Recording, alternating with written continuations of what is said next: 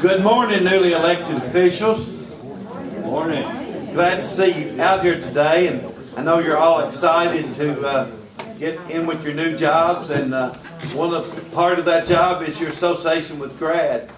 Today, we're going to try to make sure you understand who we are and some of the points that you'll need to know about GRAD. And it is very important to you in any of your positions.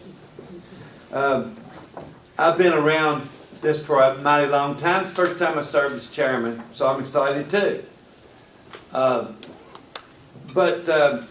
think of GRAD as your point between your community and Frankfort.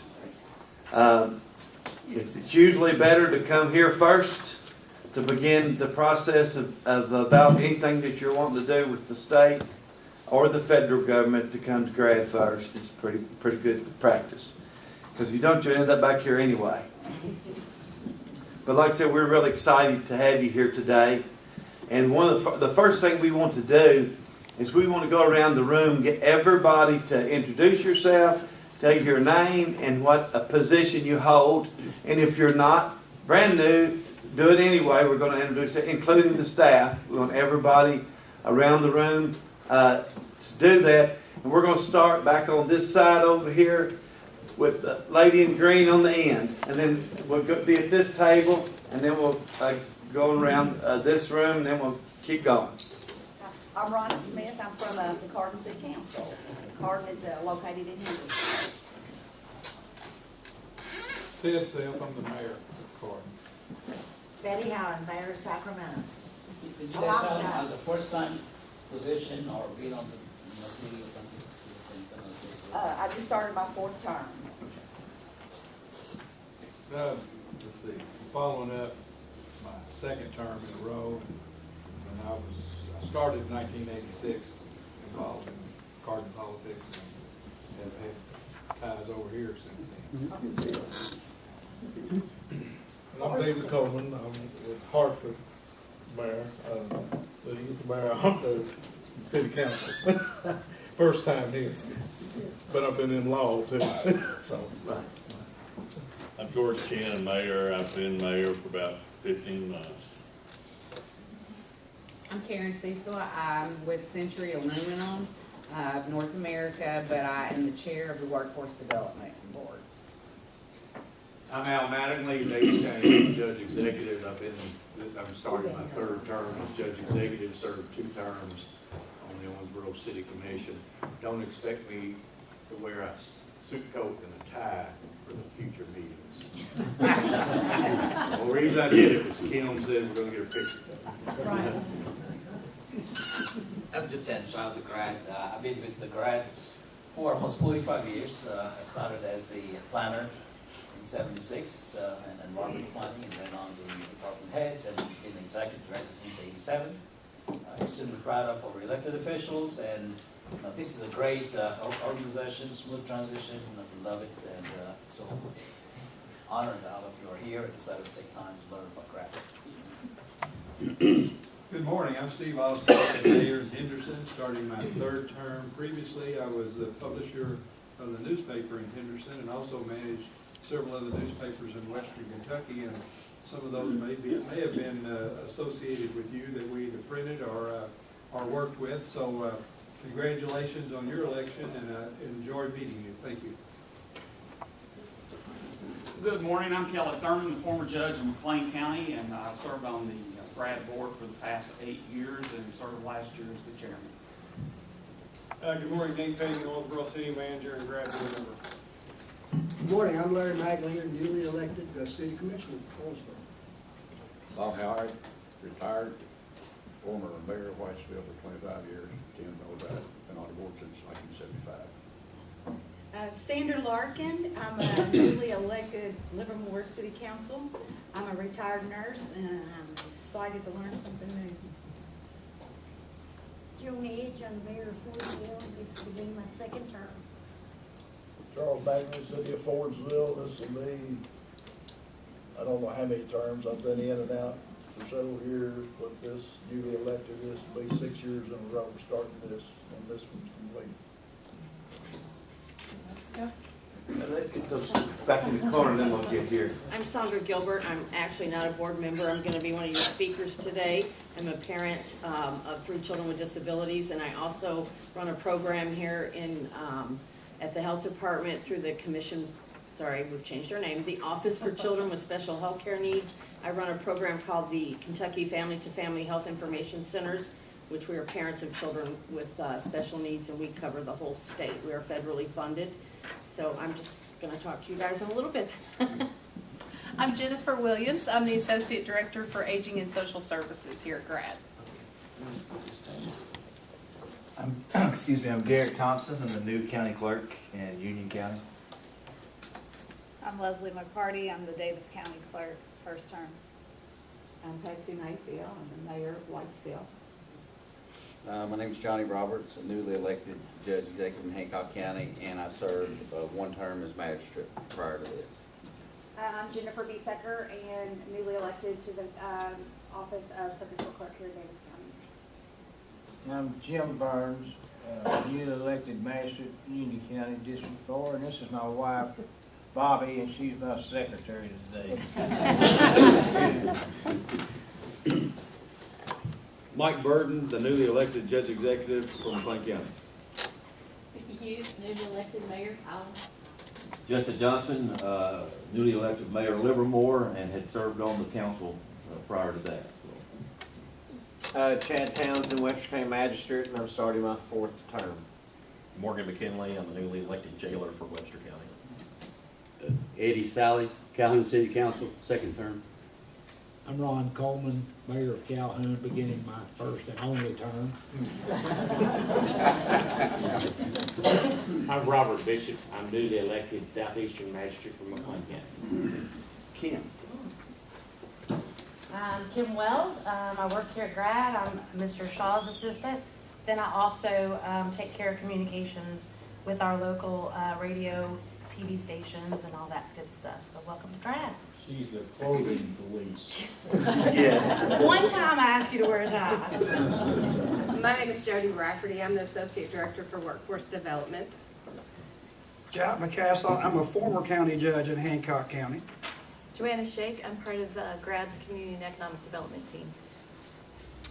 Deborah James. I'm the Director of Finance here at GRAD. Been here 23 years.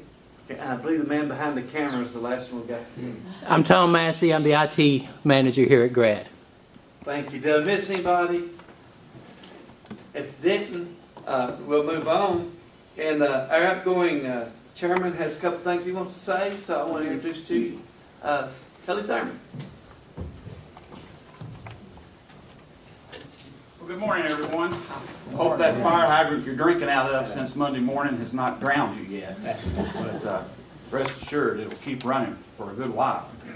And I want to welcome you to this meeting and congratulate all of you on your wins, re-elections, elections, whatever your situation is, and wish you the very best as you begin this journey. You'll find that each day will present you with a new challenge. Each day will be something different. I know, I'm sure Judge McCaslin, Judge Mattingly can agree with me that we have never come to work that there hasn't been something new on the plate each day. So don't be discouraged when you come into something and you've got to have some help.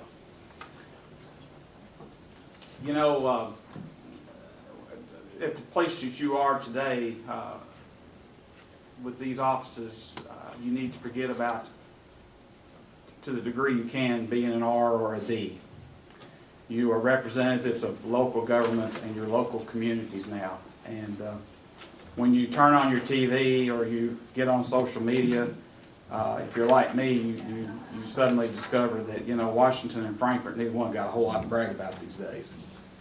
And the people sitting in this room and your co-workers and co-council members and peers are the face of local government to the majority of the people in our region. And it's our responsibility to do the best job we can to make local government work for these folks. We're where the rubber meets the road, so to speak. And one of the best tools that you have to do that with is this organization that you're sitting in today. GRAD, the Green River Area Development District. If you're like me, when I first came into this position, it's one of the best kept secrets in our region. Always kind of heard the acronym around and about, but never really knew much about what they did. And you can sit on this board or take part in this organization's planning and activity, and I will guarantee you 5, 6, 7, 8 years down the road, you're still going to be learning things that they're involved in. You'll say, I didn't know they did that. They reach far and wide to a great array of people with various backgrounds. And as you grow into these jobs, you'll become involved in other organizations around this region, operating much the same way. Another one I'll just name is Audubon Area Community Services. Huge organization, yet beyond those grits buses, probably most of you don't know just a whole lot about what that organization does, nor did I. And I encourage you to seek and search out those opportunities to bring those programs to your counties and your cities. It's been my privilege to serve as chairman this past year for the GRAD, and it was a very unique opportunity because GRAD just celebrated its 50th anniversary. And I made the comment at our convention, our annual meeting, that you don't get to be 50 years old as an organization if you're not doing things right. This organization does things right. Let me be the first to encourage you never to feel like you've got to go it alone on a project. There is help here, and it is willing help. It's not help to take over, but it's help to keep you out of the ditches as you go along this road and keep you moving in the direction that you want to. Perfect example is our water system in McLean County. That project started some 10, 11 years ago. And at that very first meeting, GRAD representatives were sitting there at that meeting, and every subsequent meeting, GRAD was deeply involved in guiding that process. A $10 million project came to completion last year, and at that grand opening, GRAD was right there with us as well. And I'm very grateful for that, and I'll say that to Jatan, Joanne, and your staff. For a county our size to undertake a project of that magnitude, we knew we had to have help. And we had exceptionally good help. And that's available to all of you. So don't be afraid to reach out and ask. Don't ever make the assumption that as an elected official, you've got to know the answer yourself. Don't be shy about seeking out help. There's too many pitfalls in government and public accountability and credibility. Reach out for the answers. These folks will gladly help you. If they don't know the answer, they will find the answer. They will put you in contact with who can help you. So I've said enough. It's been a great honor for me to lead this organization for this 1 year and to sit on this board for 8 years. I wish my successor, Mike, great success as he represents my county here. And to all of you, good luck as you move forward. The fire hydrant will keep pouring water. You just have to learn how to drink it a little at a time. And the people who put you in these positions are trusting in you, and they believe in you, and they want you to do the very best you can, not only to make your own office and your own life a success, but the livelihoods of their communities a success as well. I wish you the very best. Thank you.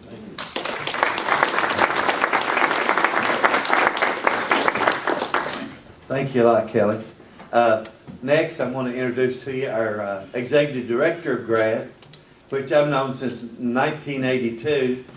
I was Parks and Recreation Director for Ohio County since 1982 until just shortly before I took this office in 2011. The office I hold is Ohio County Judge Executive.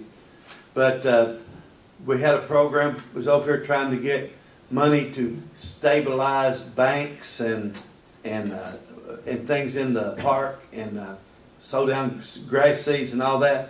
was hoping for a little help from Grad. And at that time, I came over, and the young man that was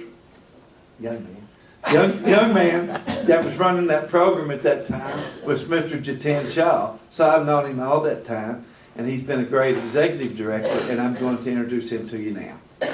Jiten Shaw. No applause, come on, guys.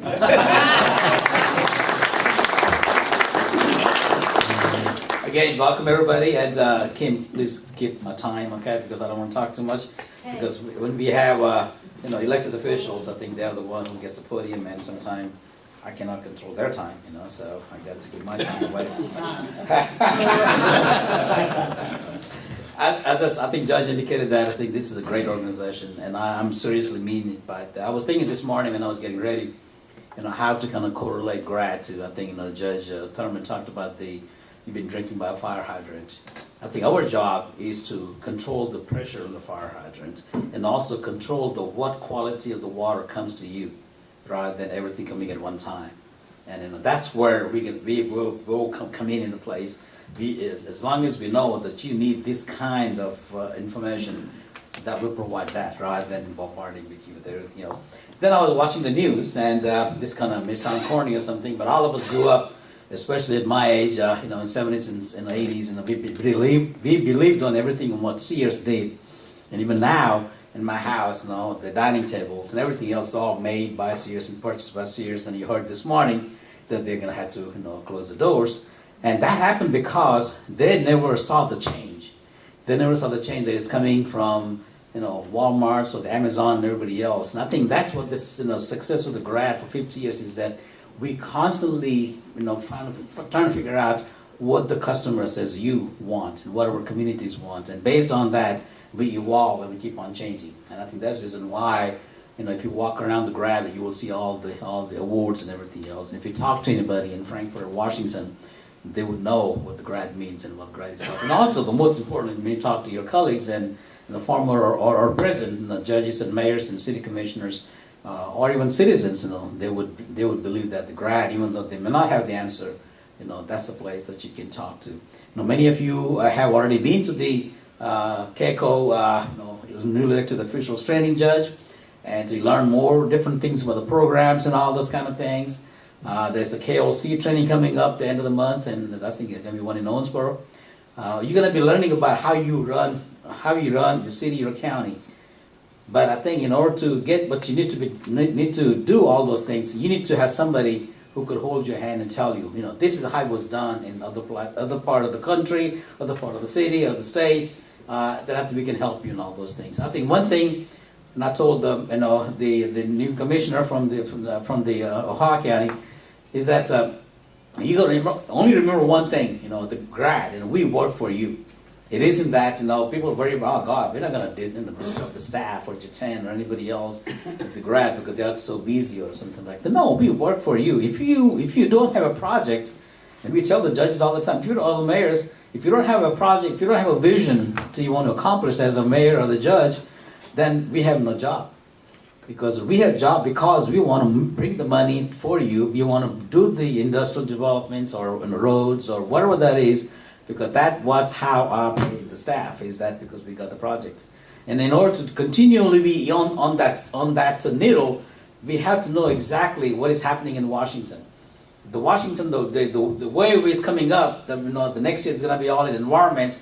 So we right away figured out what can we do in the environmental side in our community, so we can make the bridge, make the connection, and start looking for the projects in all those areas. Because let's face it, there is a demand for everything we do in our communities. The question is, everything it takes money, and how we can bring the right kind of resources and connection.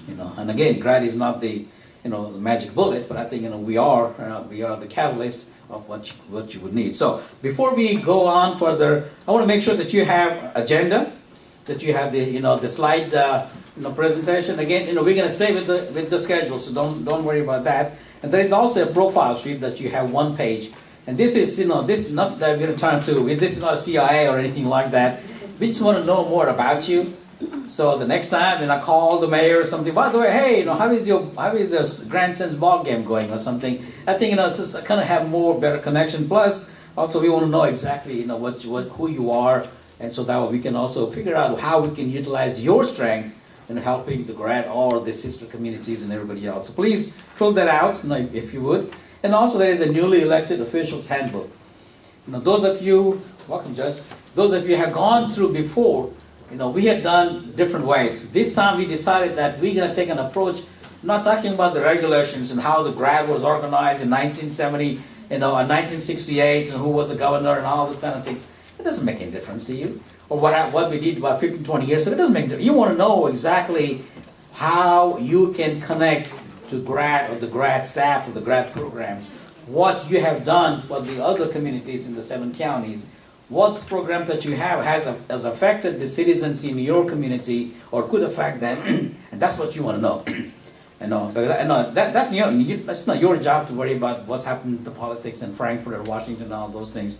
You got legislators elected for that, and that's our job to make sure that we make the connection. But we want to know, we want to humanize your daily worries. When you get up in the morning, so you're gonna get a call for something, and how somebody child got left out or something, and how, then I think you can call us. So that's what we're gonna be doing as far as the whole thing is concerned. And you should also have this is our newest media piece that please take that with you, and we're gonna have very quick on that as well. So with that, I'm gonna keep on going. GRAD is one of the 15, as you see on the map, and that's also, and you can follow in your book or on the PowerPoint, the 15 area development districts, they call it.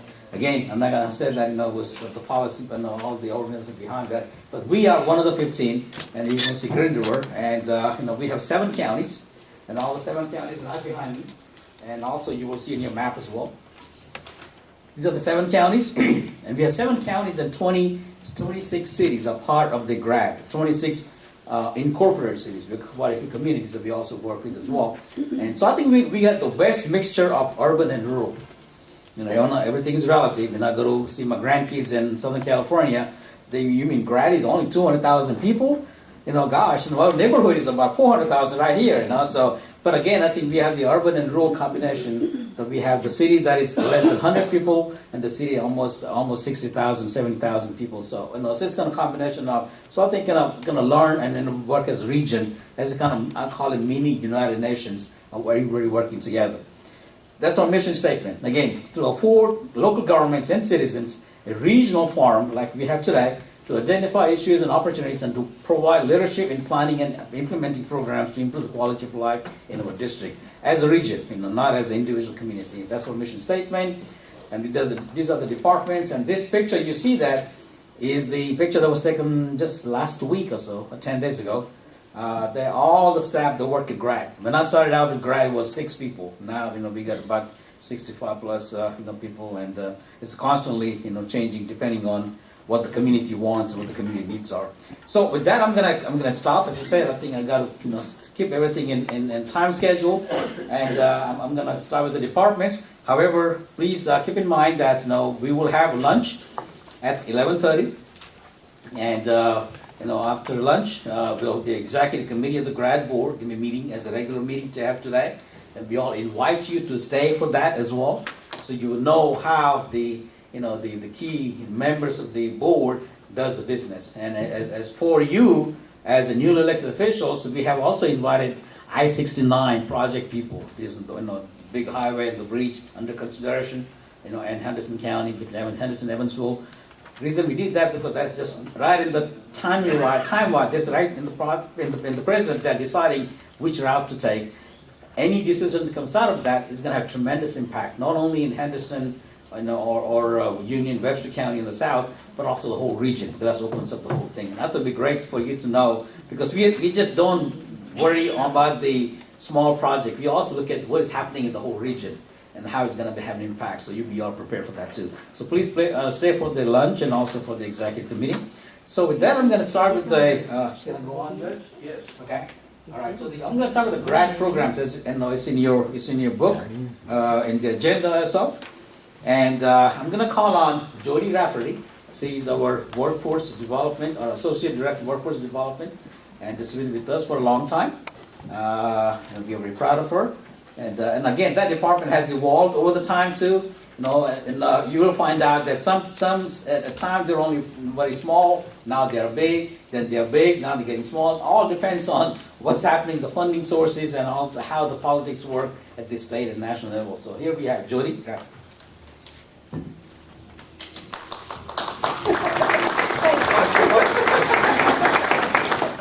Well, thank you and welcome to GRAD this morning. Again, my name is Jody Rafferty. I've been with GRAD for 25 years. I've had the pleasure of working here and the opportunity to hopefully add some value to people's lives that live in our communities.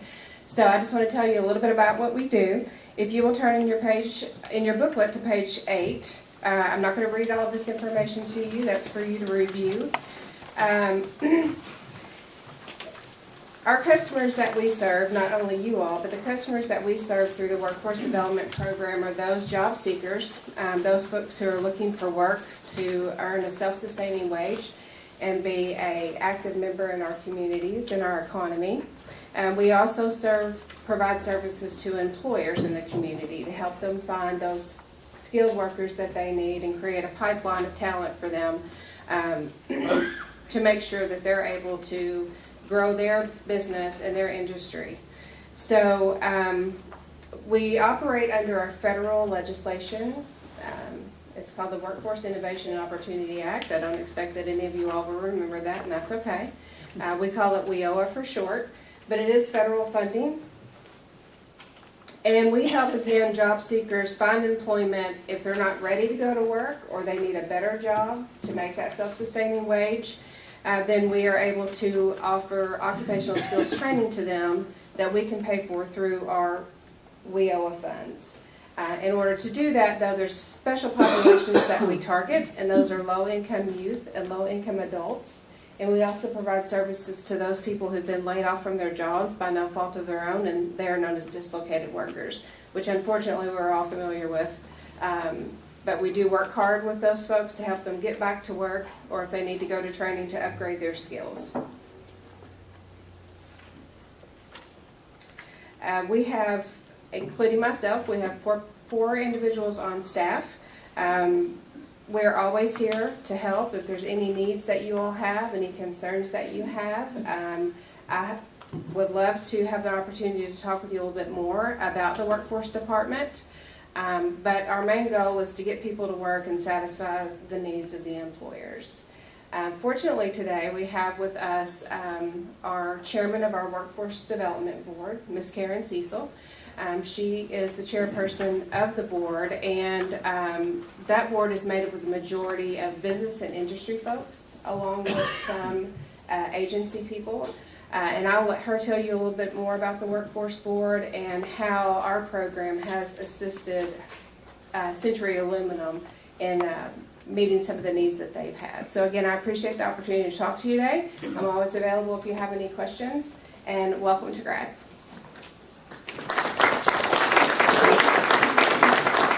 I'll just stay right here. I think you all can hear me. As Jody said, I'm Karen Cecil. I'm the Human Resource Director for Century Aluminum.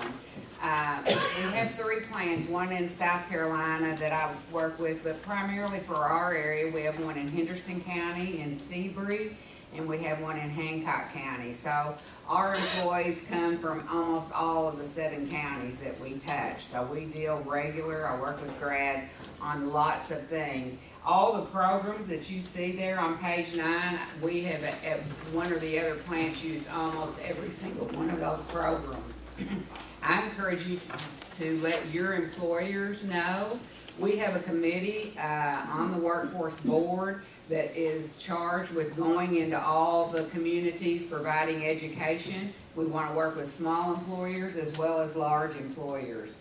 One thing we were challenged with in the beginning, it's easier to go with employers that have, 50, 100, 500 people, but we also have tasked our group to work with employers that have 5 people, 2 people, trying to work to get people gainful employment, the training that they need, and better themselves. That's what our mission is and what we try to do.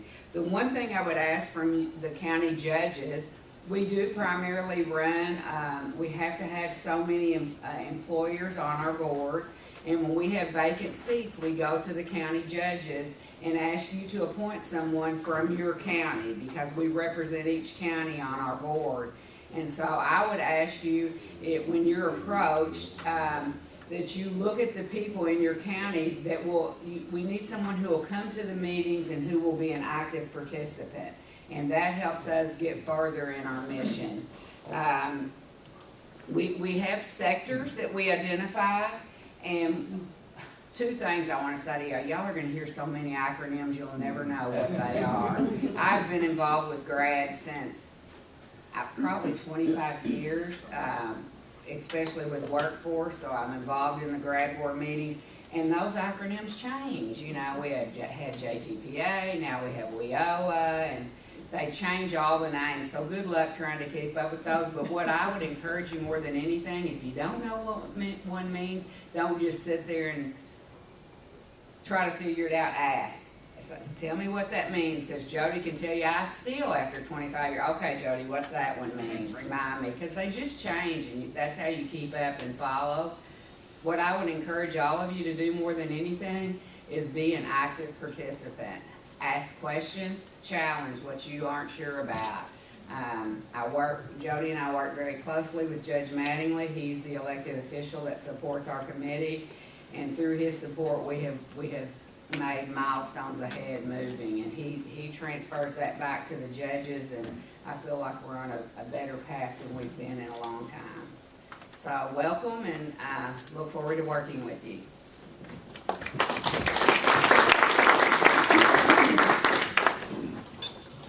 I'd like to introduce Jennifer Williams. Jennifer is our Associate Director of Aging and Social Services.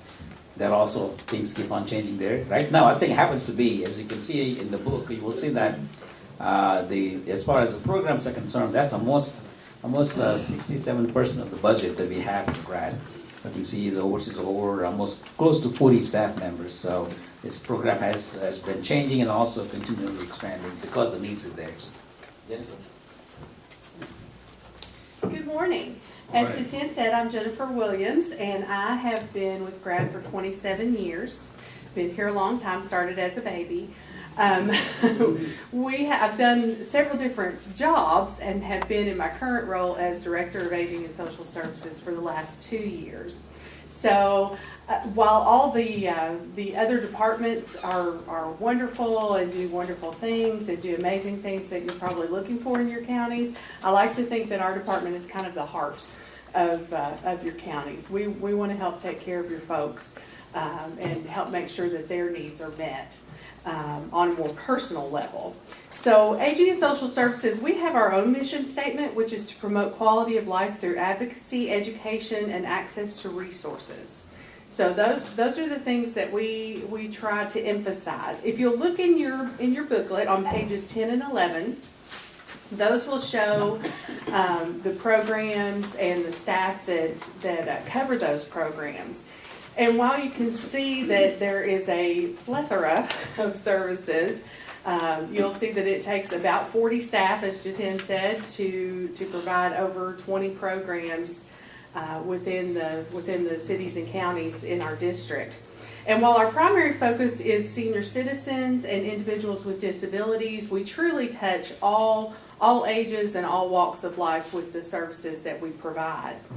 I tried to break it down. Probably my greatest challenge is when I'm asked to break down our huge department into 5 minutes or less. So I've tried to kind of categorize what we do. Just to give you a brief overview, and so that it will give you enough information that if someone asks you about a program or presents you with a particular need, that you would know to call us. We have in-home services. And in the homes, we want to keep people, I've never met in my 27 plus years in social work and in these type of programs, I've never met anybody that has said to me, I cannot wait to go to the nursing home, cannot wait to live there.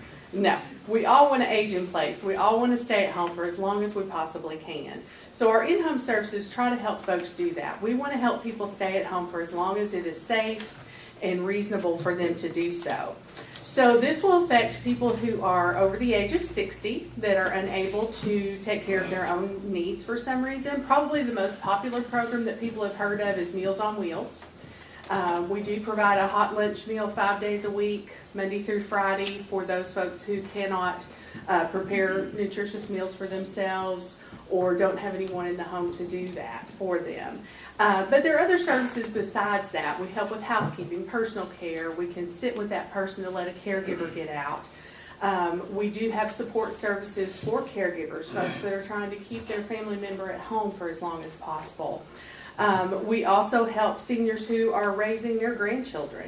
That is a huge thing, a huge trend that we have seen over the last 10, 15 years is we have a lot of people in this district who are raising grandchildren. We also help disabled adults who are trying to maintain in their home. We have specifically a program that helps folks that have lost the use of 2 or more limbs. We have veteran services we have a Veterans Directed Care program that helps veterans who are trying to stay at home. They have to qualify through the VA, anything that deals with veterans, there's some hoops to jump through. But as long as they're qualified and determined eligible, we can help serve them and again, help them to stay at home for as long as possible. So that's our kind of a brief overview of our in-home services. We also do a lot of community services. We work with the 22 senior citizen centers within the 7 counties. We help them and guide them, provide funding, help them with planning, that type of thing, to provide services to the senior citizens in the area, including congregate meals where they can come to a site and eat a meal at the senior center. So we work with that. We have an ombudsman who goes into all the nursing homes in the 7 counties and investigates complaints or issues that anyone might have there. There's free legal assistance for individuals over the age of 60. We contract with Kentucky Legal Aid to provide that service. Excuse me. There's a huge program that we have that deals with benefits. If any of you have ever tried to work through the system of food stamps or Medicare, Medicaid, it is a maze. It is a crazy, ever-changing program of regulations and complicated formulas. So we try to help people find out what they might be eligible for, and then also once we find that out, help them to apply, help them to make sense of the explanation of benefits or things like that that they might get in the mail. So we do help with that, and we even help them to try to learn how to detect Medicare fraud. So we educate our seniors and other folks who are on Medicare how to look for that and how to report that.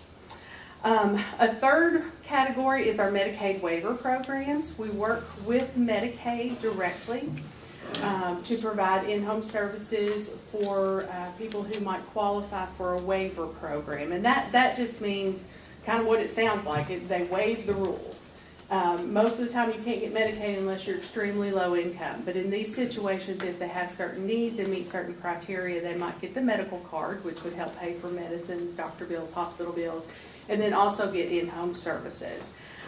Those services are for folks who have physical disabilities and or those who have intellectual disabilities. So we do from birth to 100 years old. We've got kids and adults with all different types of disabilities or situations in those programs. The Michelle P. waiver and home and community-based waiver are the 2 categories. So that's probably just more alphabet soup. We've got acronyms that we can put on those.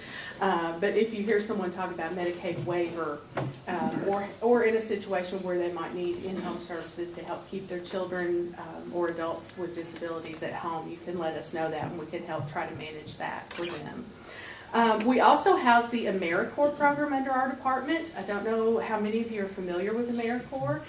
It's been compared to kind of a domestic Peace Corps. It's individuals who want to serve their communities. We match them with agencies, nonprofit, public agencies that need more manpower and are willing to pay a portion of the cost to have that person, and then they get a full-time assistant or a full-time employee to work in their programs. We do have it's called the Senior Connections program, and we do try to make sure that they're in a position where they're affecting the lives of seniors. So that is still our emphasis with that program.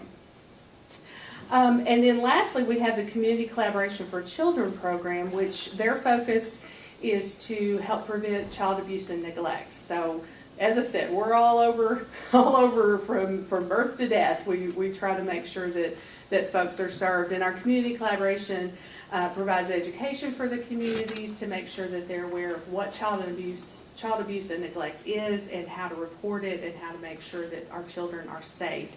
Our most recent grant we just received to help with educational neglect. So that's helping with families who have children who are not attending school. We're going to work with the school systems and try to help find out why they're not attending and try to overcome those barriers to get those kids in school. So as you can see, there's lots and lots of programs that we do. There's lots and lots of people that we touch. It would be impossible to tell you all the rules and regulations for all of those, but please remember, if you have someone personally who needs assistance with a social service issue, or if you're presented with that from one of your constituents, please feel free to have them call us, or you can call us, and we'd be glad to pass information through you. Probably our biggest role is as an Aging and Disability Resource Center. We want to be, and strive to be, the place where folks can call, so that they don't have to call 100 different agencies. We can at least get them in the right ballpark, so that they're not having to navigate that maze of services alone, because it is complicated. It is frustrating when you're in a position where your heart is involved, and it's hard sometimes to be objective and to see things for what they are, and it's hard to hear no, or it's hard to hear wait, but we try to help them get through that as best we can. Now I would like to introduce you to Sandra Gilbert. As she shared with you, she works for the Office for Children with Special Health Care Needs. She's the co-director for the Family to Family Health Information Center. She also shared with me that she was recently appointed to the board of the American Pediatrics Academy for Health Care with Children with Complex Needs, which is a huge honor. But most importantly, she's a mother and a caregiver and an amazing advocate for folks with disabilities. Appreciate her coming today to share with us. So Sandra, if you would like to come up.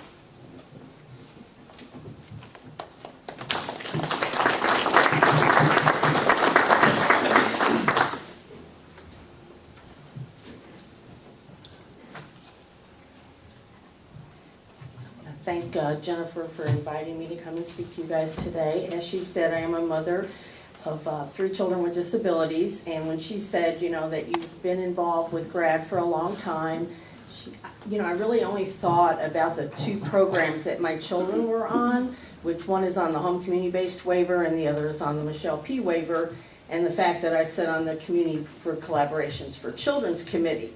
But then when I went home that night, I got to thinking, we've actually utilized many programs here through GRAD with other family members as well. Like my husband's grandmother broke her hip when she was about 80 years old, and she came and stayed with us for a little while, and then she wanted to go back home. So we got Meals on Wheels for her, and we also did the companionship program that GRAD used to do here. I'm not sure if they still do that or not. That was back in the early 90s. And then my father-in-law also, as he aged and became older, he received services through the Home Community-Based Waiver with assistance in his home.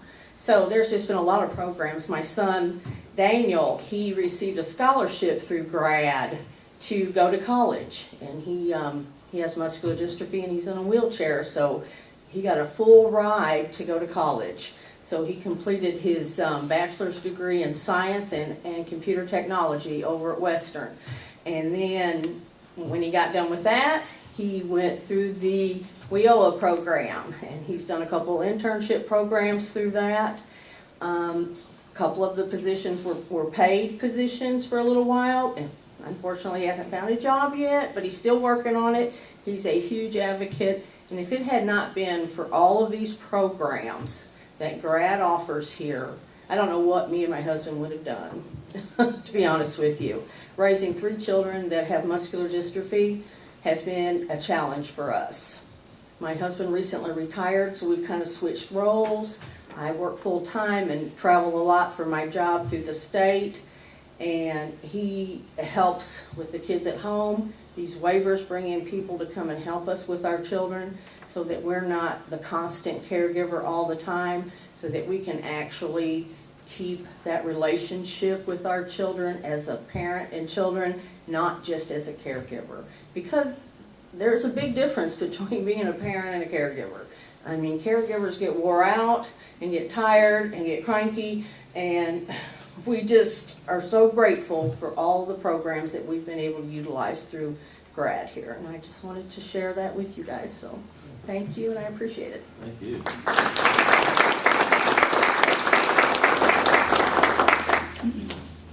Thank you, Sandra. That's great and a heartfelt testimony. I think I need to figure out ways to figure that I maybe hire you to be part of the GRAD staff as well. So I think you can to this one you saw different things. When people are referring to the who to call guide in the book, and we can be divided into the group and the different departments.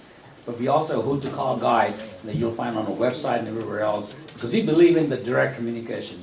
You don't have to call to 10 or the department heads, to go through the different people and everything else.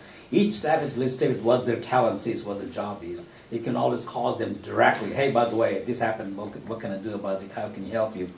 I know you heard about Jennifer talking about a lot of social programs. And I only want to make a comment that in the past, it used to be that the elected officials, and there's nothing against anybody, your job and your vision is always about creating jobs, having better roads, having enough money to run the city or the county and everything else. But the way things are happening that you see every day in Frankfurt and in Washington, the Medicare waiver program and all those things, it's going to have an impact on the citizens that you're serving. So it's going to be a lot of human service is going to be one of the important role of the elected officials. So don't forget GRAD about that. I think that's something you heard from Jennifer as well as from Sandra. All this takes money. GRAD cannot be without the money. Money to help you guys, money to run the office, money to keep the lights on and everything else.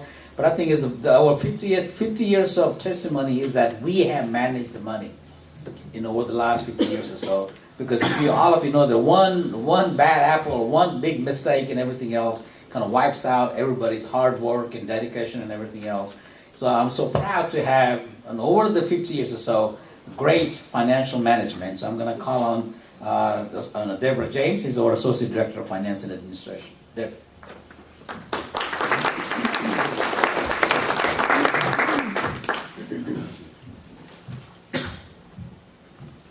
Hello, welcome to GRAD. I'm Deborah James. I have been here at the GRAD office for 23 years, managing this budget. When I started 23 years ago, we might have had about a $6 million budget, and today we have a $14.5 million budget. A lot of that has to do with the way the programs are changing, and you've heard from Jennifer and Jody already. With those two programs alone, and then when you hear from Joanna later, over 100 different programs that we manage the finances for. All with different regulations, all constantly changing depending on who's elected in the federal government or the state, whether or not the rules that we used to have now are new, so you will find that as well in your jobs too. Majority of our money is federal funds that come down through the state and then to us. I have a staff of 9, and you'll look on page 13 in your book and you'll see the breakdown by department. Page 12 has the list of the staff in our department that can help you with any of the items listed there. 80% of our budget is social services, so and that is a change since when I started 20-some years ago. 11% workforce, 4% is the community and economic development, and 2% transportation. But we do get funds from all the cities and counties as well. We have voluntary dues that the cities and counties pay to us, and we are very thankful. A lot of that is used for match for these programs that we're required to have match for in order to even be able to do the project. So we do have an annual audit every year, and a new regulation that started this past year is the state auditor's office has to approve our audit now, as well as our board.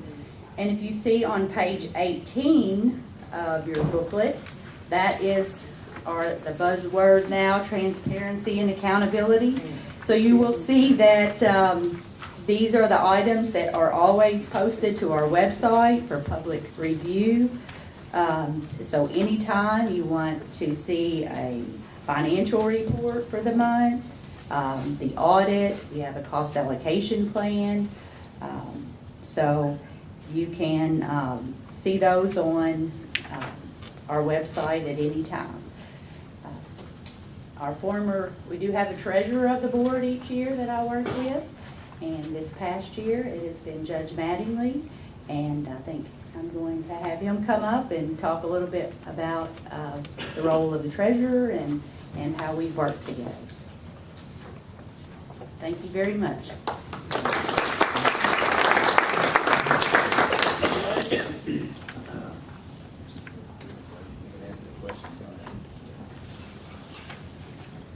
Deborah, thank you. Just for my information, Karen was talking about acronyms, and since I've been treasurer, Deborah and then particularly Jody have been saying that old SOB, and I'm trying to figure out what SOB stands for. I guess it must be, they use it a lot with my name. And I can tell you that sometimes you may get frustrated with staff. I guarantee you staff gets frustrated with us. They know their job and they do their job very well. We don't know their job. We have our hands full.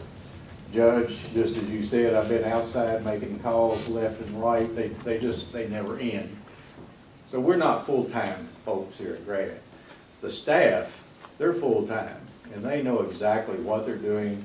And I doubt that there has been one thing that I have brought up to them, or that any of the other judges or mayors or any of the elected officials, that they didn't know how to handle, that they hadn't heard about it once in the past. So, I find it interesting, and they didn't give me a script, so I'm going to say what I want.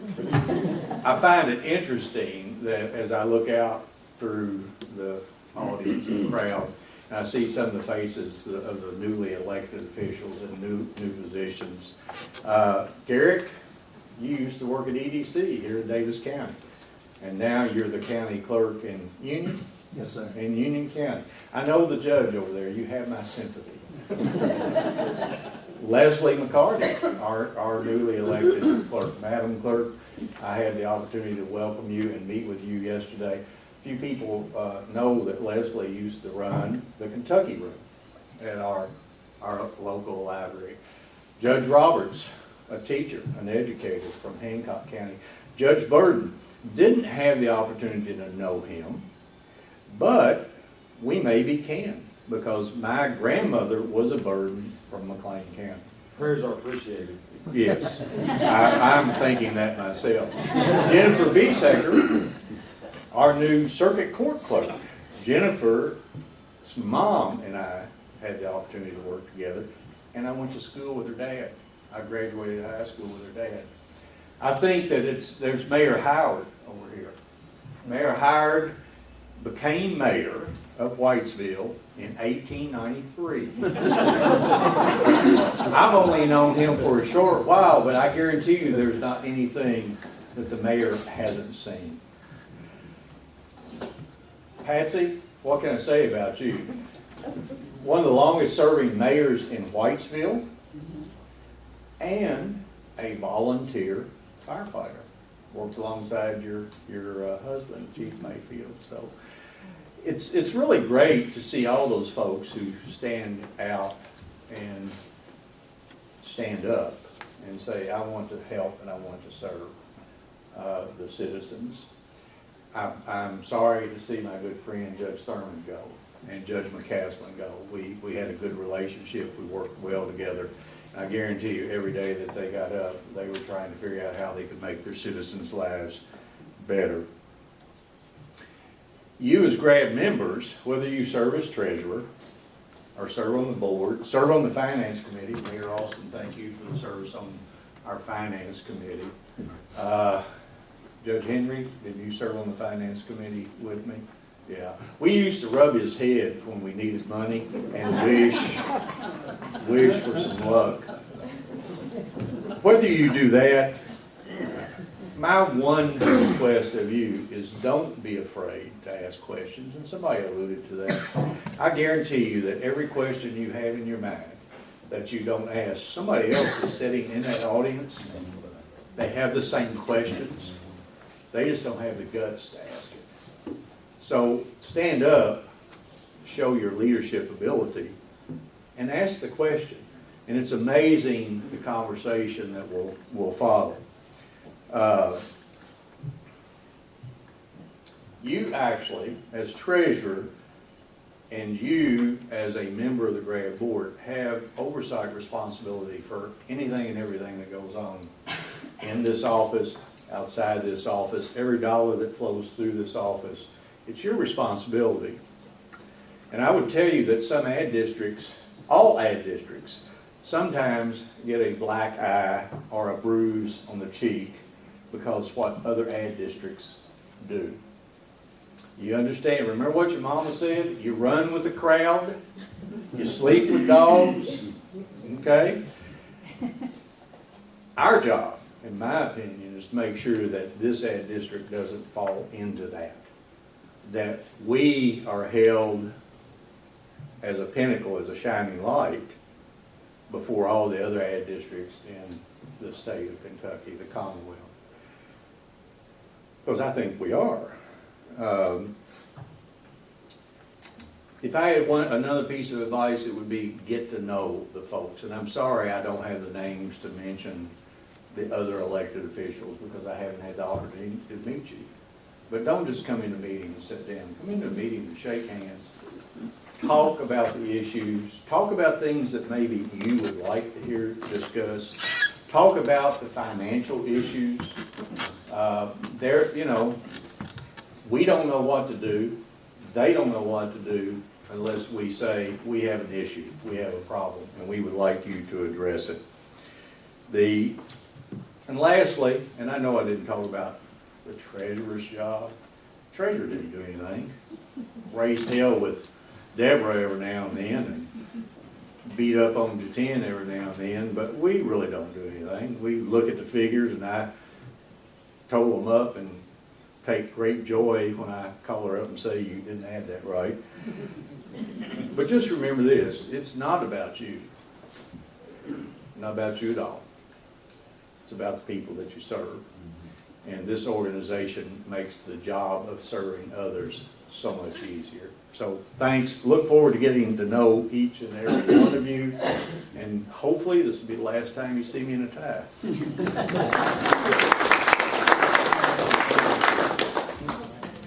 You don't get the acronym old SOB if you didn't do anything, you know. I'm going to call on Joanna Shake. She's going to talk about the community economic development. That's where, even though we may not have a lot of staff members, but that's the department that deals with what you get the calls all the time from your citizens, and also think about your mission, your vision about your community. And we got hundreds of grants that we had to work with to get what you want. Again, Joanna. Good morning. I am Joanna Shake, Joe to my friends. I hope each of you will call me Joe as well. Community and economic development merged with transportation last year, so we're 12 months into merging our departments, and thus we are a 9-member squad. You can find our programs and services on page 14. And please know that's not a comprehensive list. That is certainly not all-inclusive.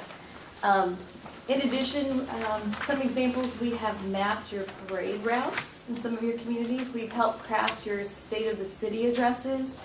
Strategic planning is something that we do that I would encourage, especially those of you who are new folks, to politics and to public service in that we will come out to your communities, your city councils, your fiscal court meetings, and spend several months with each developing your prioritized list of community needs, identifying what's important to your community, hosting public forums, getting out there, talking to your communities, engaging those folks, developing that top 10 list, 5 list, whatever those are, bringing them back, identifying potential funding sources, and packaging it together into a report that you all can have handy and use as a strategic plan throughout the could be a year or 2 years, but I would encourage all of you all to take advantage of that. Jatin mentioned we are your extended staff. You all have staffs back home in your offices, but you also have us, so please call us at any time. We are that additional resource to help you. We are also that liaison with state and federal funds. We work closely with the Department for Local Government, with the Economic Development Administration, FEMA, the whole list of acronyms that are captured in your booklet. So again, just please feel free to holler at us at any time. Another function of our, that might be especially of interest to the small cities, is our public administration services. We have Skylar Stewart. Skylar's not here today, she's in Frankfurt, but she serves as a roving city manager to our smaller communities. She helps with budget preparations, tax rate calculations, personnel policies, and in fact, I have to give her a shout out even though she's not here. She was responsible for putting together your handbook today and for the PowerPoint presentation, so I encourage you to reach out to Skylar. She will be an invaluable resource to you as well. Our department has 3 functioning committees. The first is our Water Management Council. Senate Bill 409 created the Water Management Commissions, councils. Its primary purpose, anytime you have a water sewer project that is soliciting state and federal funds, it has to have the approval of the Water Management Council. So it is a critical function, and Mayor Howard, you have been instrumental and has been a wonderful service to that council as well. I'd like for y'all to mark your calendars. January 22nd is our upcoming meeting. We're going to have lunch at 12:15 and the meeting will start at 1. We're having Jennifer Peters and Jeff Hanna of the Department of Local Government coming to give an overview of the Community Development Block Grant. Some of you all know the acronym CDBG. That round opens in March. For those of communities who have worked with CDBG in the past, it's laborious, it's hard work, but it's worth it. I look around the room and I think every community that I'm looking at has utilized block grant funds in some capacity in the past. Even though they're going to give an overview of public facilities, there'll be an opportunity to talk about economic development, housing, community projects as well. Green River Economic Development Corporation is also another committee of ours. Tammy Belt of Union County is the chair of that. And forgive me, Pete Conrad of Henderson is our chair of our Water Management Council. This is a 21-member board comprised of economic development officials in each county and bankers, and its primary purpose is to oversee our revolving loan fund, which is funded through Economic Development Administration. We have about $1.1 million available right now in low-interest loan monies. So as you all field those calls from small businesses that want to start up or expand, we can't finance 100%, but we are that gap financing. Actually, most of our referrals come from bankers. They've got clients that they want to help, but they can't package the whole loan, so they will call us. So I know that you all will field those calls too, and that's just another resource. We also have our Regional Transportation Committee that is chaired by Judge Henry. It's a 16-member board, and it provides oversight for all transportation projects and really acts as an advocacy group for transportation issues within the 7 counties. We have also our Hazard Mitigation Council. Sorry, I'm kind of running through all these fast, but I just want to make sure that these are on your radar. The Hazard Mitigation Council, the Commonwealth of Kentucky entrusted the ads to do regional FEMA plans, hazard mitigation plans. In order for your communities to be FEMA eligible, every 5 years you have to do an update. So instead of doing 34 individual plans, we roll it into one regional plan, and we're scheduled, our application is under consideration right now at the state and the University of Kentucky, so we should be finding out in a couple of months if we get that funded. Don't want to be presumptuous, but it's looking really good. So that Hazard Mitigation Council council, chaired by Jeremy Moore of Webster County, will spring to action, and we will start that heavy lifting on that. So again, you all have representation on the council. Encourage that engagement, because that will make you all eligible for FEMA funding down the road, or to ensure that you are. Some of the miscellaneous, but nonetheless important, Bluegrass Crossings Business Center, we provide technical support and staff for that. McLean County Regional Water Commission is another example. So throughout your counties, we're also participating on your committees. They're just not, they just don't serve on the grad board as well. I think that's it. I just thank you again for giving me the opportunity to highlight some of our functions and things we do. It is my pleasure now to turn the floor over to my good friend, Jack McCaslin. Thank you all very much.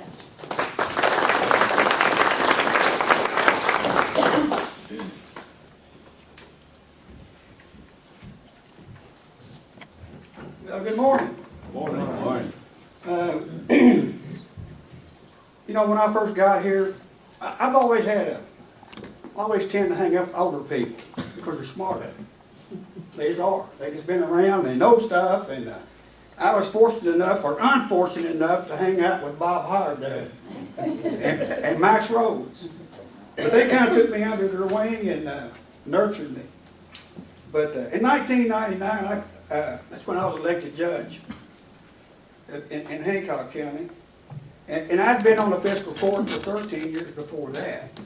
But it's totally different, you know, being a magistrate than it is a county judge, because you just don't hear the day in, day out things that you need and things that you got to get done for the citizens. But in 1999, we were ticking along pretty good. We got a heavy industrial county. We don't have a lot of service industry. But when you lose one of those industries, or two of those industries, they put you in a pickle. Because small counties, in order to make any income, you got to have, we had occupational tax. But a lot of counties don't have those and don't have the industry, and we just been fortunate to have that. But so we depend on property taxes and what little money we get from the state and federal government. We're not like in Davis County. They can raise their occupational tax 0.1% and have $1 million. We have to raise ours a full percent to have $1 million. But just to say that, we lost a couple of industries pretty quick after I took office, and we just lost a lot of income. And I thought, man, what am I going to do? What can I do to help people? And that's when I really discovered GRAD. I came here in 1999 for this exact same meeting because I wanted to learn what GRAD does. I really did. And I'm still learning what they do. But Joanna was here at that time. I believe now she's older than I am. But anyways, we still have wants and needs that we needed to do in our county, and to make improvements and make changes. And every time I would need something, I call down here and say, we can help you do that. Really? Well, yeah. So, and they did. Of course, at that time, there was a little bit more money from the federal state government than it is now. It's kind of getting hard to get, but they did the work. And for some of the things that we helped us with, and with some of our industry, we've had 2 or 3 industries that's come in. Not no major industry, but industry that needed help with infrastructure, such as Microwave Metals in Lewisport. We secured, GRAD secured money through the state and federal government through a block grant to furnish them a sanitary sewer that they needed, and they in turn hired 10 or 15 people. You know, so. That was just one instance. We got another place in Lewisport called Bluegrass Silica that needed a gas line. I called Joanna. We can help with that. Well, lo and behold, we got a grant, another block grant to run a gas line out to that facility, and they in turn, they hired 10 or 15 people. So that's one way that. On economic development, and I've been around 20 years, so been through a lot and got a lot of grants, and I couldn't even think of hardly any of them. I just sat back there trying to think of some more, and they just popping in. But I'm not gonna go there with all those. But that's what we've done on economic development, just some ideas for you guys. If you have an industry to come in, even a small industry, there is help out there to help those people locate. Block grant, I almost apply for every grant there is. Don't get them all, but we get some of them. But the ones that we really need, that's the ones that I tend to get. If you really need something, it don't happen overnight, but you'll get it sooner or later. And we got a farmer's market building now, which is located at our park, that we didn't have before, that we got a grant from the Department of Agriculture. That grant helped us with and administer and take care of all the paperwork, and I get the credit for it. They did all the work, and that's what it's supposed to be, isn't it? But that was one. We got a new senior citizen center. Not a new one, but it was also a community development block grant. We actually bought an old church that had been abandoned, and we got a block grant to redo that building, and we turned it into a senior citizen center to where we can. That's where our Meals on Wheels and everything starts out from. And the place we had, it was also an old church, but it was a little bitty thing, and it just wasn't usable. So we have now got a nice building for a senior citizen center. We just currently, matter of fact, it's not even done yet. We got a food pantry. You know, we had two old buildings that, well, we had one old building that was us. It was an old church. We like to use old churches, but it was an old church, and then we also was bumming from the Catholic Church from an old building they had. So again, contacted Grant, hey, we need to build a new food pantry so we can put both of we got a food pantry and a clothing store, and where volunteers work and they sell the clothes for a nominal price, but that money is used for heating assistance for people that can afford their bills, and also for rent sometimes when people get into bind. So we wanted to combine both of those into one building, which we do now have. It just opened up, about a month ago. And that was an old school. So we don't believe in tearing down buildings. We just believe in renewing them. But it's taken us a lot of money by doing it that way. We've got, our park system is huge. It's a big park. It's 340 acres, and it's got all kinds of ball diamonds and tennis courts and playground, and the high school even uses our facilities for their baseball and softball fields, and also with tennis. But if it hadn't been for the work of GRAD and our fiscal courts, most of that park stuff we got was paid for by grants. We apply for grants for the park all the time. And and what that does, you only got so much money in your budget, and when you apply for a grant for something that you really need, that means that if you get the grant, you can spend money on something else that you normally wouldn't have. But the grant will let you make improvements, and still you don't spend all your money. It goes around. It lasts a lot longer. Emergency services, and we've got grants for vests, for cardiac vests, and heart monitors, for sirens in our community. We got grants for, I don't know how many fire trucks over the years that I've known for our fire. We've got 4 volunteer fire departments, and they always need a new truck. And they do need them. And GRAD's a place to get loans. I use them quite a bit. We buy mowing tractors with them. We just recently bought an ambulance, and we bought dump trucks, and they kind of cut me off. for borrowing too much, but it is a place that you can get some low-interest loan money to help you with your community. But I do encourage you county judges, magistrates, mayors, to get to know the other mayors, the other county judges that's in this ad district. If you got a question you think you ain't never heard of before, they've already heard of it. So if you got something, contact them. This is a good place to talk to them.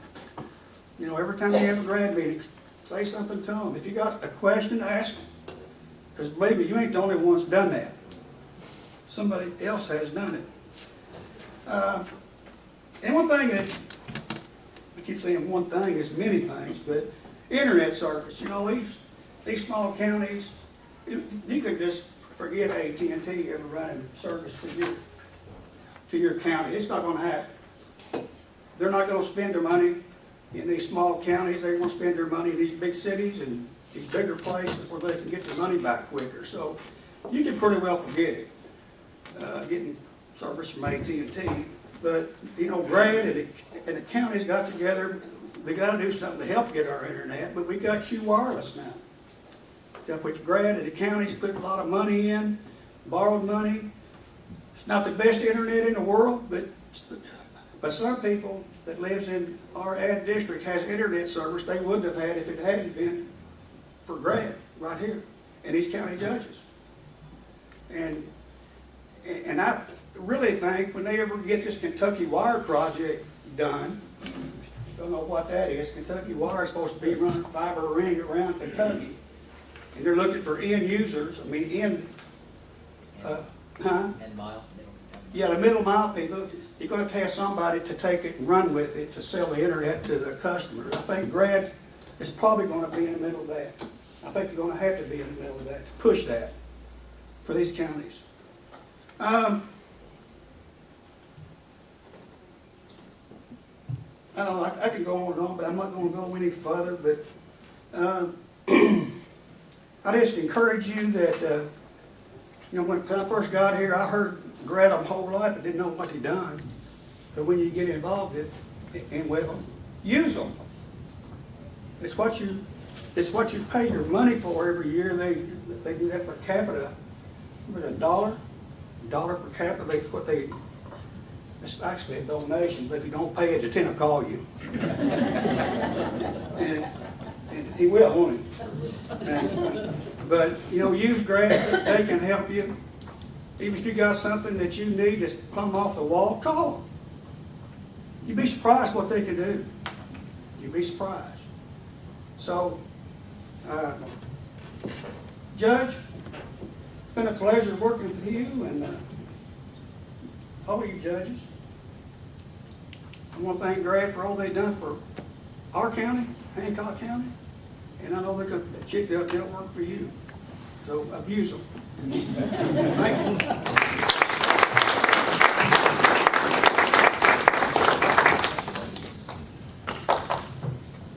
I think I'm going to have to hire Judge McCaslin as my PR person or something, you know. Hey.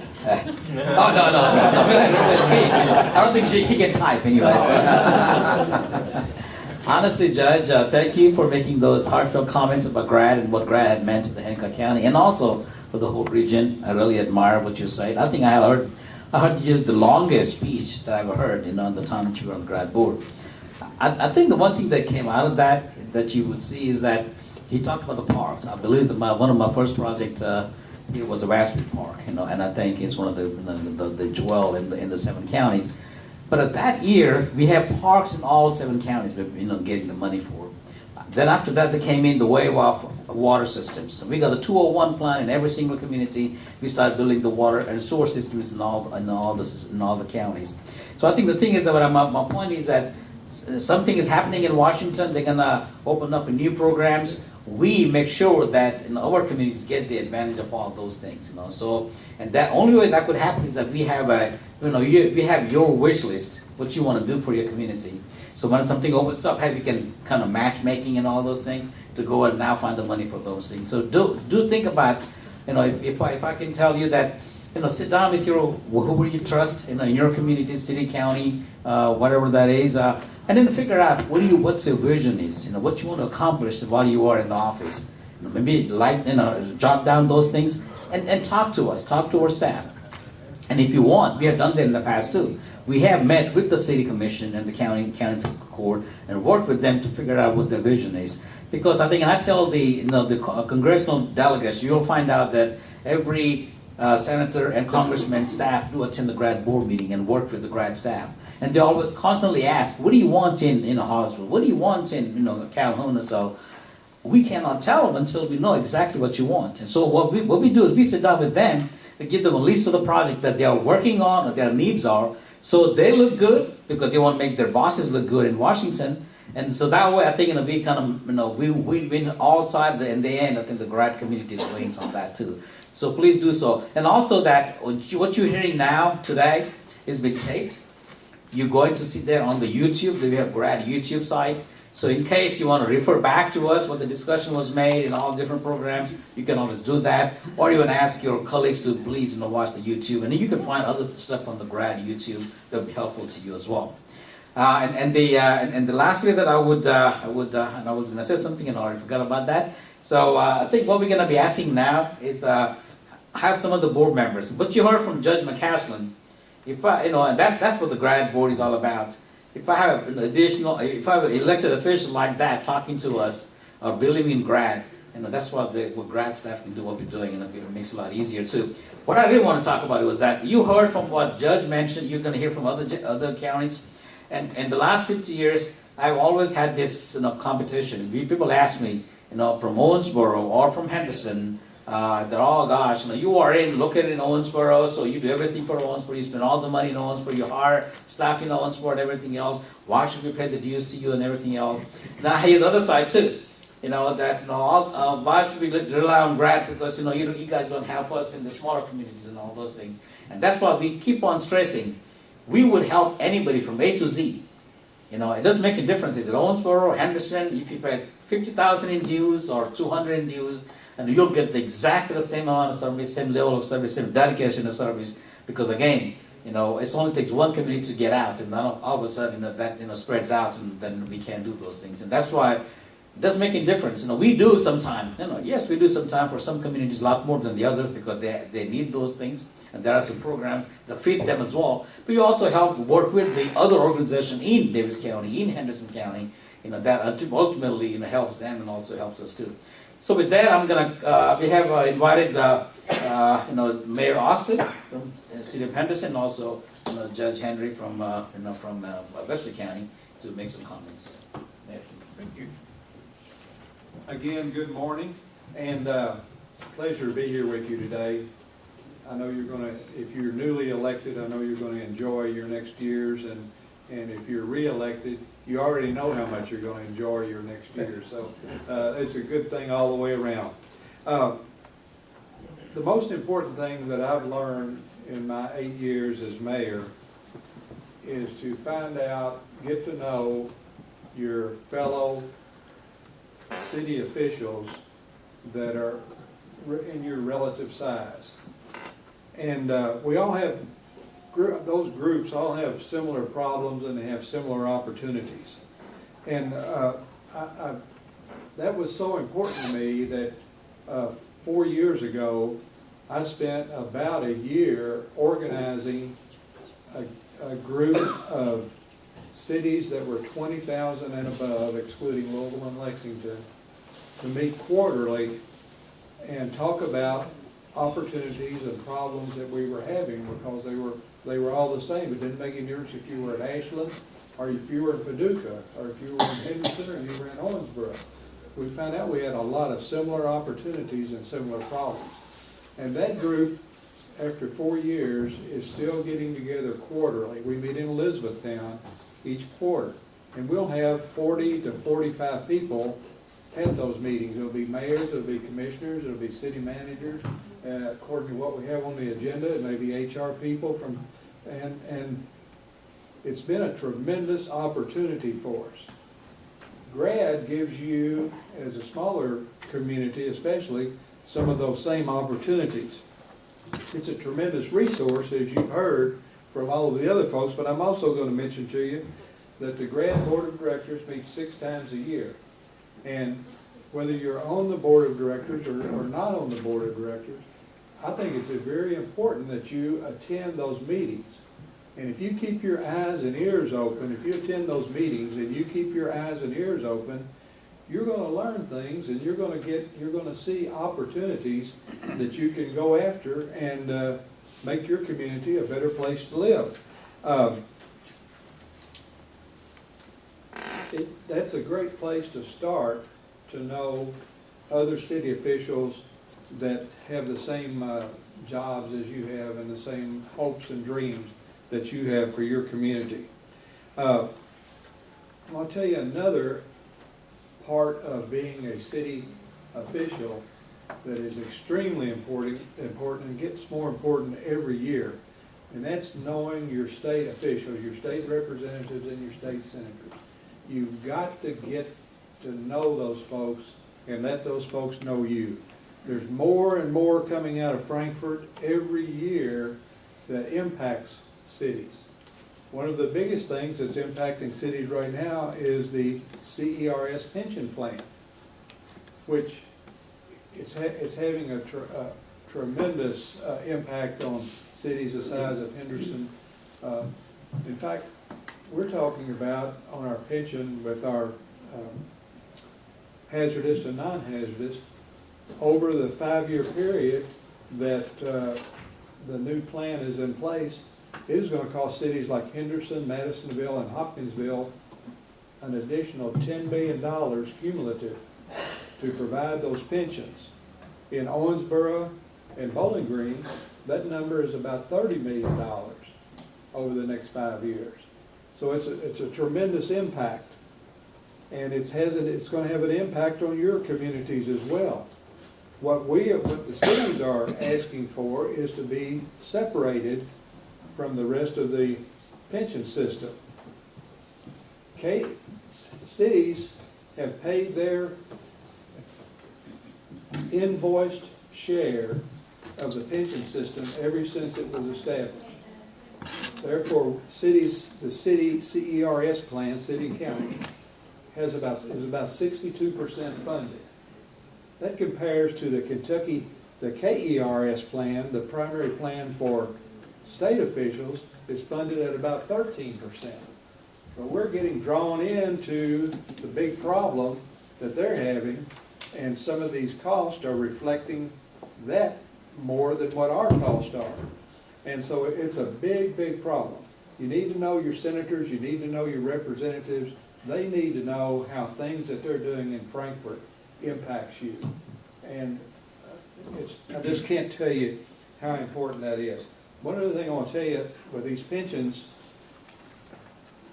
one thing I could advise you, do a 5-year financial plan right now. Take a look at your financials over the next 5 years, figure in these pensions, figure in your annual COLA wage increases, figure in all of the other things that you know that that's going to be included in that expense and going up. If you don't have a person on your staff to do it, GRAD can help you with that, or you can get your local a local CPA firm that does your audit to help you with that. But have a 5-year financial forecast so you'll know where in the heck you are and where you're going. It's extremely important, and most cities and counties haven't done that, but it will help you and be very important. Another agency or another group that is very important to cities and can be extremely helpful is the Kentucky League of Cities.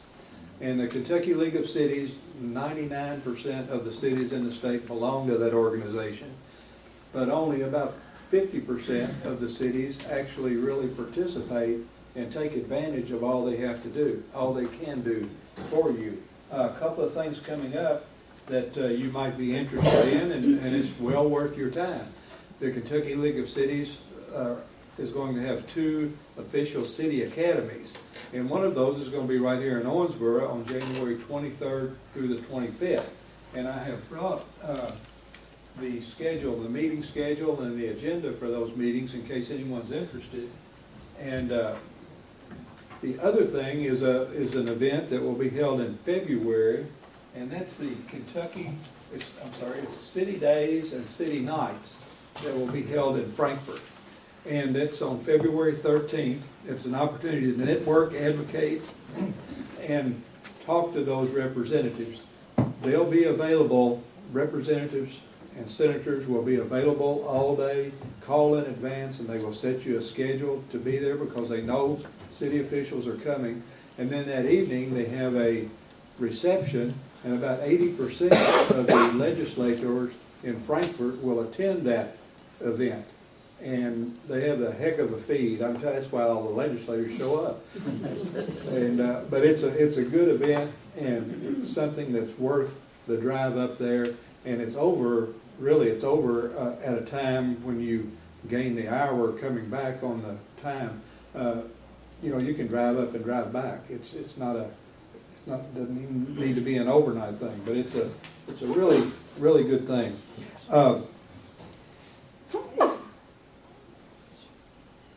Two very important websites that I want you to remember, and they're very easy to remember. One is gradd.com. A lot of information on there, a lot of updates on there, and you need to have that on your favorites. The other one is klc.org, klc.org. Put it in your favorites. A lot of information, a lot of good stuff on there. I want to thank you for the opportunity to visit with you today. I'm always available if you ever need me for any reason. You want to call me, because I call people all the time when I need information. So I make myself available if you ever need to call me for information. We've had very successful time in working with GRAD over this last 8 years. A lot of projects. The workforce development has been a big help in our area. We have a lot of jobs open in Henderson right now, probably as many as 300 or 400 that we could fill right now if we had the right people. Our industries are growing, and so GRAD is a tremendous help on that. So thank you very much. Don't ever hesitate to call me if you think I could help you or give you any insight on something that I've done wrong that you may want to correct. Thank you.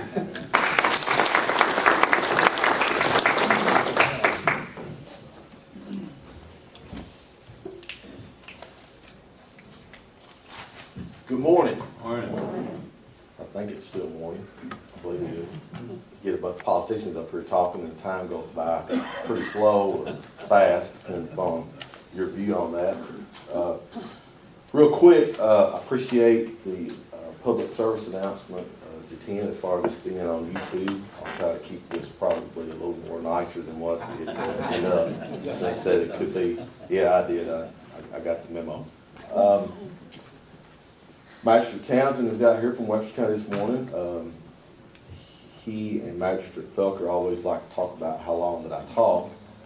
You see that's not just me. That pretty much any other judge that's got up here, they've talked for a long time too. We all like to hear ourselves talk. So I was asked to talk about GRAD. So many wonderful things have already been said.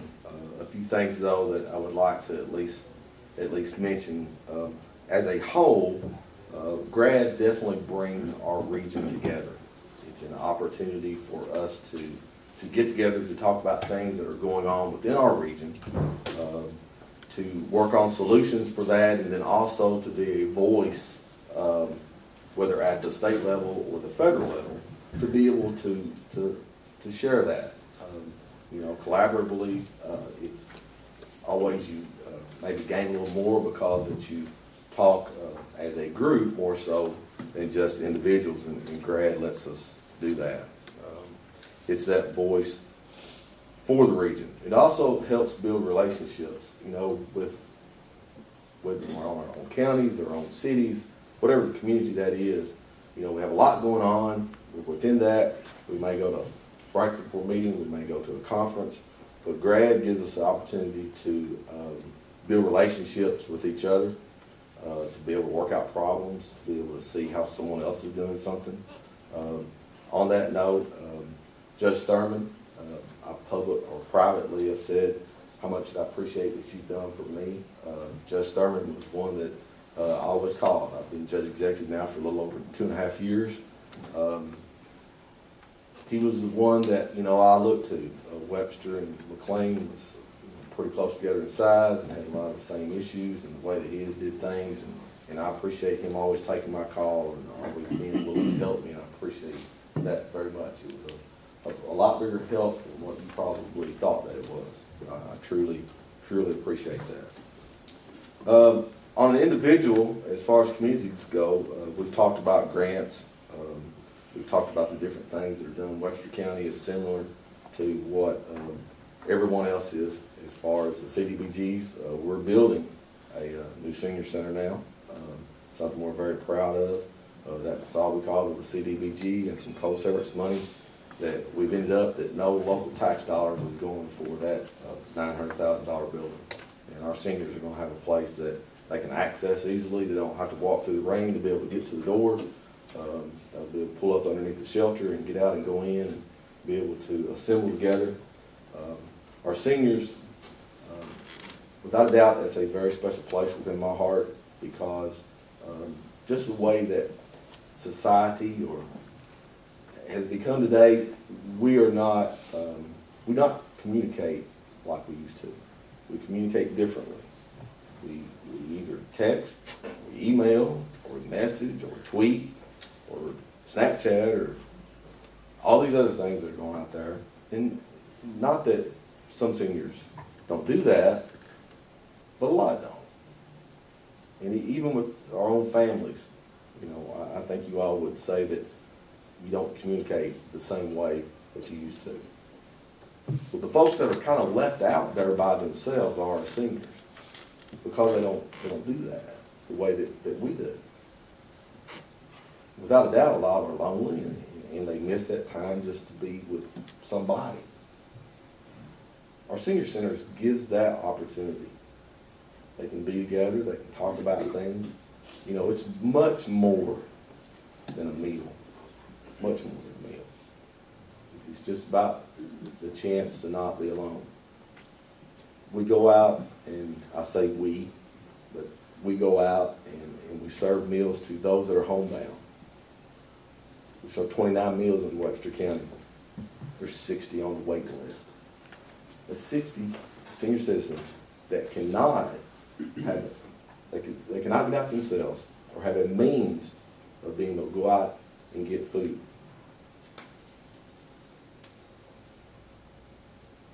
We serve 29, we've got 60 on the waiting list.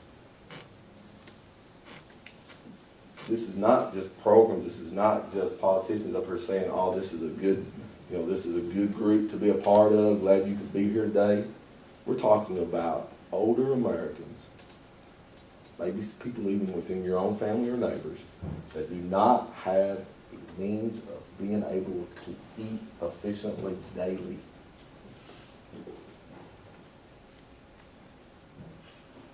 We have people through GRAD who go out. Yes, they take them a meal. They'll get the mail for them. Not supposed to, but they do. They'll check on them. They find them maybe where they had fallen. And who knows if that meal driver didn't go by when they would have been found. These are the things that GRAD does that touches people's lives. That's how important that this group is. The projects that go on are many. Right now, GRAD is helping the counties with the census that is coming up. The census is very important for several reasons. A lot, especially for cities because of funding, but also counties for funding. Also, within a new census, as we see people moving more to urban areas, there's less people in the rural areas, we lose representation. We have to make sure we count every single person. It's not just a thing for the government to find out who you are, where you are. It's important for us because we need every single dollar that we got coming back. In Webster County, projections are by 2040 we'll be under 10,000 people within our county. I'll be just very honest and frank, and I have been to the people of Webster County. We're not viable under 10,000. The way we're geographically located with having different cities and the way that they are spread out, we're not viable under 10,000 people. We need to count every person that we have.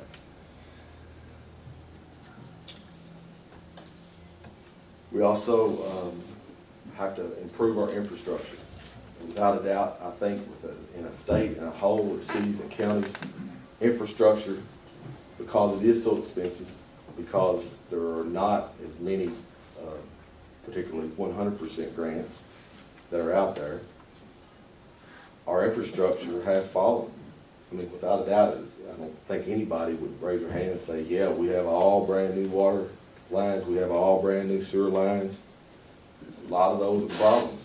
We keep, and I don't hate to use this, but we do kick the can down the road a little bit. None of that, at least for our county, in the cities within our county, are possible to fix without GRAD. We don't have the resources, we don't have the manpower, we don't have, just very frankly, the knowledge, because the staff here at GRAD keeps up.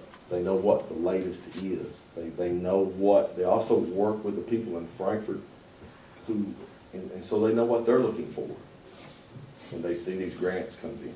You know, we talk about, well, we've got, you know, grant writers, or maybe, you know, you're coming on new and you know somebody that in your town, you know, they're a good grant writer, they can do good. The point is, it's that network and that personalization that GRAD has already made and built with the people that makes the decisions in Frankfort. It's already done. I mean, you can write a whole lot and it can sound really good. But it's that personalization that's going to make the difference, maybe. GRAD, amongst all the other ad districts, are awarded more grants than any other ad district. Any of them. That's not because those folks up there like this area better. I think we know that. A lot of times Western Kentucky's forgotten about. It's because of what the staff does to put those up there with that personalization and network that they've made. I will say this, I do feel that cities and maybe some of the counties, but especially the cities, don't take advantage of what GRAD has. And I'll be honest with you, I'm kind of hate that the secret's out, because I call them all the time. Kind of bothers me a little bit that all of you are getting a little more knowledge about what's going on with them, and now you're going to want to take them away from me because I won't use them all the time. But within that, I understand, but I also know that the more that we can be successful, and you all can be successful, is that you build that relationship with GRAD. That it's a partnership. It's important for you all. I agree with Karen that to be active, and to be involved, to go back and even cheerlead if need be for folks that are on your respective commissions, departments, boards, whatever it may be, to understand more about what GRAD is. Be that messenger that goes back, you know, ask questions, find out things, help spread the word. Mayor Austin talked about your legislators and talking about things like that. Also tell your legislators how important that your ag district is. You get a chance to see a legislator, tell them what your ag district does for you and how important that is. And without the ag districts, you wouldn't be able to do the things that you're able to do. That needs to be heard. That needs to be heard by your legislators to explain what your ag districts do. I think it was Mayor or Judge McCaslin, he's already gone, but he did say, that he liked, working with people that were older, and, because they are wiser and you're able to learn. That's why that I sit beside Judge Mattingly. I figure that since he's twice as old down, he knows twice as much. Just kidding. A lot easier for me to learn, I still have my hair. Yeah. I tell you what, if it was that easy, I'd have calluses up there, I promise. But I do appreciate you all coming. I appreciate that Tim asked me to speak this morning. It is something that is very, very personal to me. It's also something I'm very passionate about. I think the folks at GRAD know where I stand when it comes to them because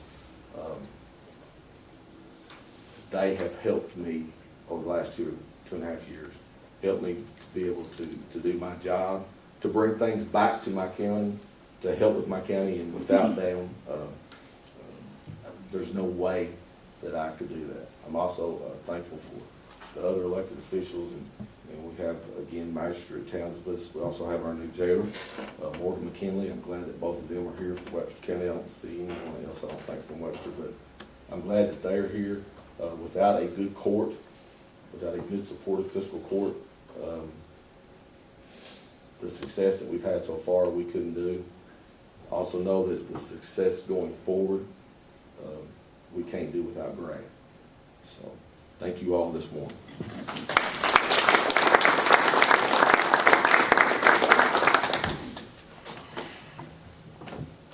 Judge Onan, would you like to say? Again, here goes politician. He didn't leave you much time. He didn't. The only thing that I will add is real life figures that I'll throw at you from Union County's perspective on how helpful GRAD can be.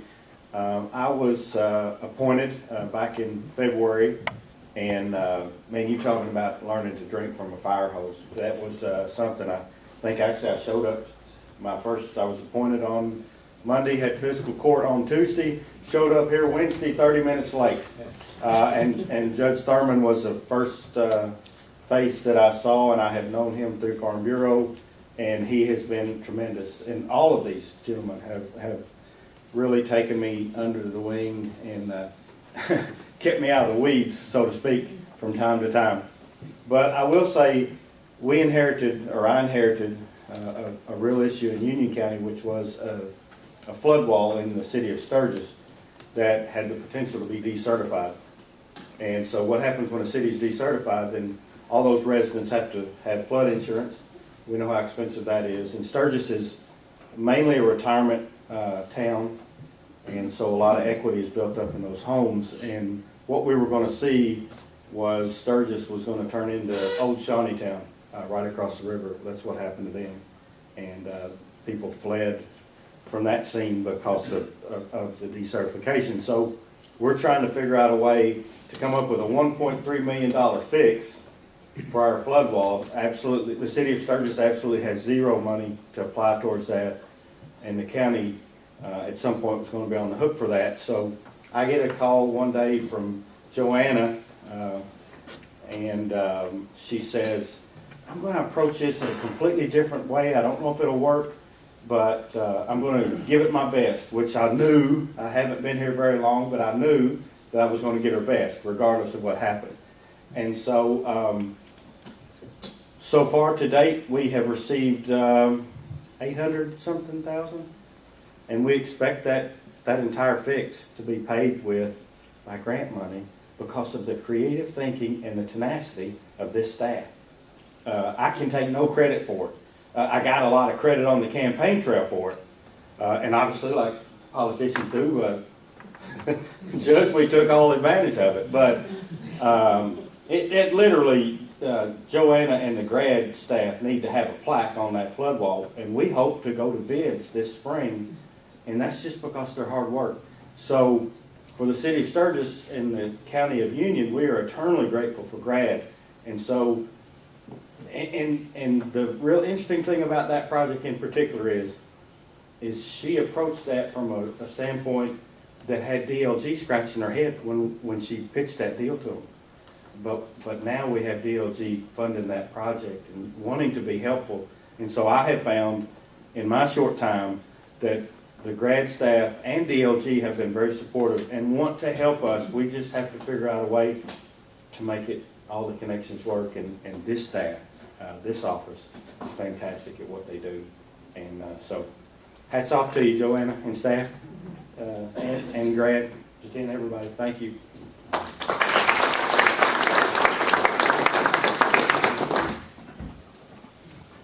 Nate, would you have a couple things you want to say to us? I can. Yeah, way up. Well, I'm not a politician, so I will be short. Just to say, from an Owensboro perspective, we're happy to partner. So I think the way that we look at these type of relationships are our interests align more often than they don't. You know, so it's appropriate that Century is here represented because I have a lot of friends from Davis County who drive east or west to work at their facilities, and I know we have many even city employee Owensboro who come in from Ohio or other counties. So, you know, I think from a workforce standpoint, our employers don't really care because citizens are based. And so what's in our interest is typically in the same interest as what is in the interest of your county. So our interests align more often than that. The other thing I'll add is to follow up what's been referenced, is to get involved with the League of Cities or with CAECO, and then even specifically to get involved with the Judges Association or the Magistrates and Commissioners Associations or County Clerks Associations or whatever you're involved with, because it's good to have our region represented. And so, you know, eventually as you kind of filter up and take leadership roles in those various organizations, that's good for grad, that's good for your county, and that's good for all of us as well. So absolutely get encouraged, or I would encourage you to participate in any or all of those organizations that you're inclined to be involved with. So thank you.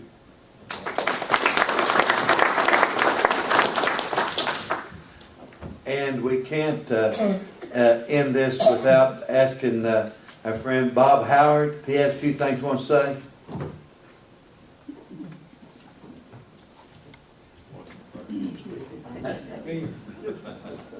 Bob, you're always ready.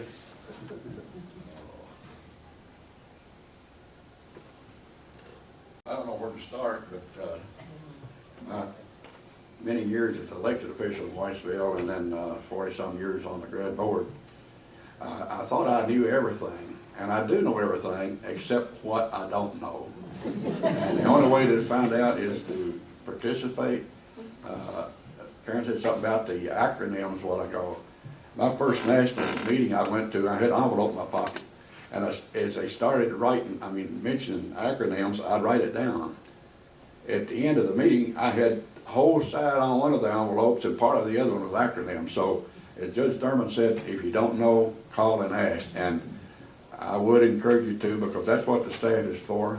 They don't mind bothering them, ask the questions. Jack McCaslin is a good friend, all of the board. Judge Manningly, he makes a few snide remarks once in a while, but he's still a good friend. All the others. But it's been great with all the board members that are working that have participated with us all the years. But Judge Thurman, we're going to miss you too, Jack. But and like Mayor said a while ago, and has been repeated, and I won't keep repeating those, but grad is a great resource, and I could have a whole litany of projects that they've assisted the city of Whitesville with. We were an unserved community when I started on the commission. We have sewers with their help. We have a new water tank. We have a new senior center. I go on, and Joanne has been very instrumental in a lot of this too. But I could just ramble on. But anyhow, I just say thank you all of you for coming and for service and for the sacrifice that you make in your day-to-day operations and duties. So thank you again for coming and appreciate it.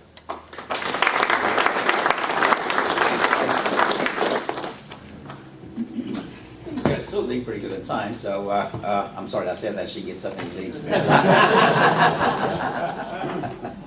Anyhow, Mayor, thank you. I think Mayor Howard and I have been, on this for a long, long time. You may not know, the mayor also chaired he was a national president of the regional councils like GRAD, that covers all 50 states, and there's a national organization in Washington, and he served as a national president. He's very proud of that. He also former judge executive in Webster County, Jim Townsend, who is also a national president too. It's kind of, and also we also have quite a few judges and other folks, and the mayors. Mayor serves on the KLC board. So I think that, so they get not only involved in their communities and GRAD, they're also involved in the statewide organization, national organization. That way, again, what Judge Henry talked about is connecting dots, connecting people. So you can always call on, hey, by the way, I heard you talk about that program, I need the same thing. How can you help us out? How can we do those things? So that's a great thing to do. I'm gonna quickly talk about some of the things that we do that we have not mentioned about it. This is the GRAD organization. Oh, before I do that, since Nate talked about that, I was talking about Larry McNigar. Larry is a mayor pro tem now in the city of Owensboro. He's, I think the first time in the politics, become mayor pro tem. The things that you may not know is all the technology you see here is because of him. We had contracted with him about 15, 17 years ago when we added this new board member, so that his office did that. And I was talking to him that it's 15 years and it still looks so new. Then he also told me that when he was young boy, I guess young man, 45 to 50 years ago, he was the one who put the tile on the ceiling on this building too. So again, it's a great connection with GRAD and all those things. So at GRAD board, again, you will find in your book, but it's like judge executives, mayor's rep, citizens rep, legislative rep, and also minority. We have 2 minority reps. We have all the committee members on the board, and all those things are in your book, so I'm not gonna go through the whole thing, but you can see those things. But we have every citizen members as well as the mayors and the judges, so I have a right to do those things. And I think, as the mayor indicated, we meet every second Wednesday of every other month, in this office. And the things that we do that you may not see directly in the community-wise, so we have a lot of experts. We are good in technology. We do all the GIS, GPS maps, and everything else we do. So in the book, you'll find some examples of things we can help. You tell us anything, we can go down and do those. If you tell us that, hey, I got a cemetery, I need to have somebody come out and map everything, and then we can work on those things. So you got this. This is some of the map of the traffic generation in Davis County. And maybe I should have gone to the book. In the book, this on that one. Okay. If you look in your book, I thought I can always rush down to the time, but then I forget about the good thing my staff has worked on. In Davis County, you will see the map that talks about on page 22, the Kentucky 331 widening project that we worked with the Transportation Cabinet and the NPO in Owensboro to put together the project to get funded. This is examples to give you some idea.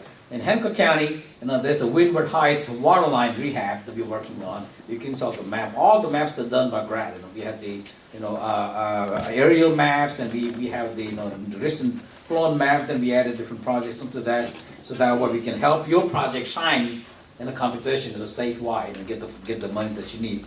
In Henderson County, we can show the population breakdown by the different age group. We keep all the census data for every communities. We can tell you exactly by your census district, by your block, how many different demographics that you have in terms of the age breakdown, race, or housing condition, and everything else. So again, that helps us to kind of connect the dots and also compete with the projects and funding and everything else. And the example in McLean County, the land use map. We also do, for some counties, planning and zoning maps as well. So we can also do land use map too. We can also, customize all those things that you would like to see. In Oahu County, the example shows the major traffic generation by the time. It shows, how the traffic is, attributed to the industry, freight, recreation, school, and retail, government, etc. So kind of also helps you in that data that we do keep those things. Union County example we showed is the Morganfield Recreation Trail Project. This is one of the important projects we're working in Morganfield. This is the project that, again, is a part of that, our activities as well. And in Webster County, we saw the I-69 Business Park. This is one of the things that is going to be ongoing, and I would imagine that. I was talking to some folks in the neighboring districts too, and also the Kindle as well. Is that we're going to have to work on that project itself for the next 5 years before the bridge gets built. So that way, we are ready, and able to attract the industries and everything else. So some of those things that the grad does, and. And then some of the acronyms that we talked about that on our website, on the book, you'll find 2 pages of the different acronyms that we do, and you can remember those things. And again, you ask us, what GRAD does, how can GRAD help you, and everything else.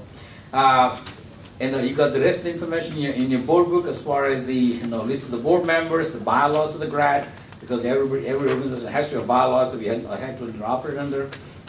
And also, I'm gonna stop right there and kind of open up for Q&A. But before I do that, you're gonna be asking, what happened to these things that I have. We asked the 50th anniversary. We wanted to do some sort of promotion. What can we do to talk about what is GRAD? And then, when we sat down with the professional marketing folks, I think the local folks in Owensboro called Tanner West Company, which is one of the top-notch marketing and PR firm. And when we sat down with their people and talked about what the GRAD does, like we did today, they said, that really doesn't mean anything to me. I said, what do you mean? I said, well, people don't want to know your history or what you did and all those kind of things. They want to know, how does it connect to my community? And I think that's the reason why we check the orientation the way it is today. It's how you connect rather than the laws, the numbers, and all those kind of things. So they help us put together a great video, and we're going to show that to you as long as our technology folks figure out something. But that video is already on this one as well. But I think I'm also going to require my staff to watch this morning's proceedings as a requirement and as a new orientation, because something what you guys have say, the staff as well as the board member, and that's really defines what the GRAD is about. So this video is again put together by them, and I think we're gonna be doing it as a promotional. It's also available on your GRAD YouTube, but also you have your personal copy, and also hopefully that your city commission, your friends, neighbors, and everybody else, will be able to listen to those things and really understand GRAD and how does it impact all the communities and all different programs. Ready? Yeah. In Western Kentucky make up a small part of the Commonwealth of Kentucky, and for the last 50 years, they have been hard at work improving the quality of life for the people who live here. But the impact they have reaches far beyond the borders that make up this region. And while it may seem that this mostly rural region is a bit behind the times, if you look closely, you will find something different. An agency that continually comes to the aid of the citizens in its 7 counties. But how they have evolved over the last 50 years is quite remarkable. Let's take a trip through the region so you can see several examples of the work GRAD does and the people who are affected by its work. There is no debating that finding skilled workers is the biggest obstacle that companies in our region face. And GRAD is taking steps to help provide the workforce with the training they need to be relevant in today's job market. Our first stop is Titan Contracting, located in Owensboro, where they help train the next generation of welders and tradesmen. We have these individuals come in and they don't have any welding skills at all. They're learning from scratch. So they're going to come in making just a basic entry-level wage, close to minimum wage, really. And they go through an 8-week training program and learn all these processes, and then they come out making 18, 20, if not more, dollars on the hour. So just in a matter of 8 weeks, they can get out there and they can earn a competitive living wage. It's making a significant impact all over. Next, we talked with Tyler Ashton, who without GRAD wouldn't have the job he has now. Actually, I had an experience where I had to sleep in my car for like a week. I had a little sign on TC that I was sleeping in. And I'm a pretty big dude, it was rough on the knees. I wouldn't have been able to finish school without GRAD, without their financial assistance. I currently work at Amazon at the facility in Shepherdsville as a maintenance supervisor. I've more than doubled my income. There's nothing I would change. at all about my experience. It's been really humbling, that's for sure. I've just been really appreciative of the whole process. Things could have turned out a lot worse for me. The on-the-job training doesn't just extend to the manufacturing sector. There are also programs in healthcare and a future apprenticeship program that will offer companies involvement in skills development that are relevant to market demands. This is a win-win for both the workers and the companies. While in Sullivan, located in Union County, which by the way, you might miss if you blink, we stopped by to talk to Catherine Mays, who for many years gave of herself by volunteering at the local school in her area. But after being diagnosed with bone cancer, she had to start worrying about caring for herself. If I take a motion to move this, well, I just move it wherever. If I take a motion to move one bedroom to another, I did. Now I can't, and I can't mop the floors and all. I mean, I try, but I do. But you just can't do it, you know. And so, until anybody's been to where that they couldn't, and then somebody steps in and they act like that they are glad to help you also, you know. But I think the Lord will reward them many of the time, and I appreciate it very much. And they bring the Meals on Wheels, and I mean, which the people that brings it is good. The food is good. It's been a blessing in disguise. I mean, it's just something that you can't, until you've been there, you can't really, at least I can't explain how I really feel. Because, I mean, I just can't do it. It's people like Catherine who often get overlooked, but GRAD steps in and provides the vehicle for these heroes to get the service they deserve. I don't know what I would do without them, and I appreciate them very much, very, very much. Jason Koger, who receives services through GRAD's personal care attendant program, gets assistance with most things we take for granted. On March 1st, 2008, I was riding a four-wheeler and I came in contact with a down power line. I took 7,200 volts of electricity, and in order to save my life, basically they had to amputate both arms. A lot of people don't understand whenever a life change, episode happens like that. I was 29 years old. We went from having 2 kids and a husband and a wife to a wife having 3 kids. People don't realize how important your hands are. Somebody had told me about this program that GRAD, they help people out, and I think you have to have lost 2 limbs in order to be in this program. Basically, I would be the employer to hire, whoever I wanted to hire to help me do things that I really couldn't do. And luckily, I've been able to, hire my wife. And it's funny because I'll tell my wife, it's like, yeah, I'm your boss, so it's just hard for me to explain, how good they are. I mean, they're very helpful and very willing to help, and they want to see me succeed. I mean, that's the number one thing. They want to see us succeed and be the same happy family that we were before I lost my limbs. GRAD's Community and Economic Development Department has helped several businesses get off the ground. One such example of this is the Little Kentucky Smokehouse, located in rural Union County, owned and operated by the husband and wife team of Linda and Jimmy Baird. This business was funded by almost $1 million in GRAD loans. It has helped enable us to employ over 200 employees from the surrounding area. There are many companies that we use locally for our supplies, for our goods. So GRAD has affected not only us, but Union County and really the United States, because our hams are in Texas, Florida, Maine, Washington, all over the United States. They started from nothing, and now their customer base includes Walmart, Kroger, Winn-Dixie, Meijer, and Food Lion. They attribute their success to God's grace and the help GRAD provided them in getting funding to build the plant. GRAD has played a vital role in many regional projects.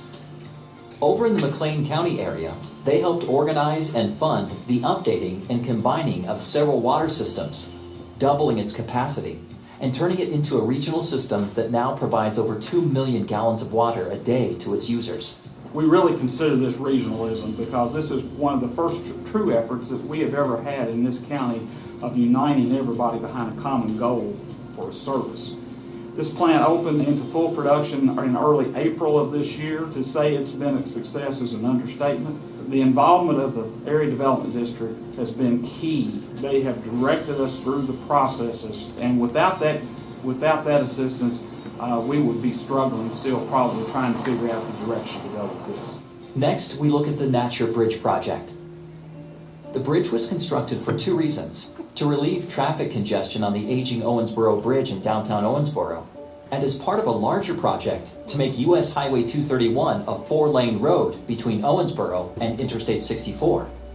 GRAD played an organizational role in helping get this bridge built. Well, one of the biggest projects that I experienced in Owensboro was the development of the Natcher Bridge. We worked on that for years, back when I was at the chamber and then when I was mayor. Matter of fact, I campaigned on it.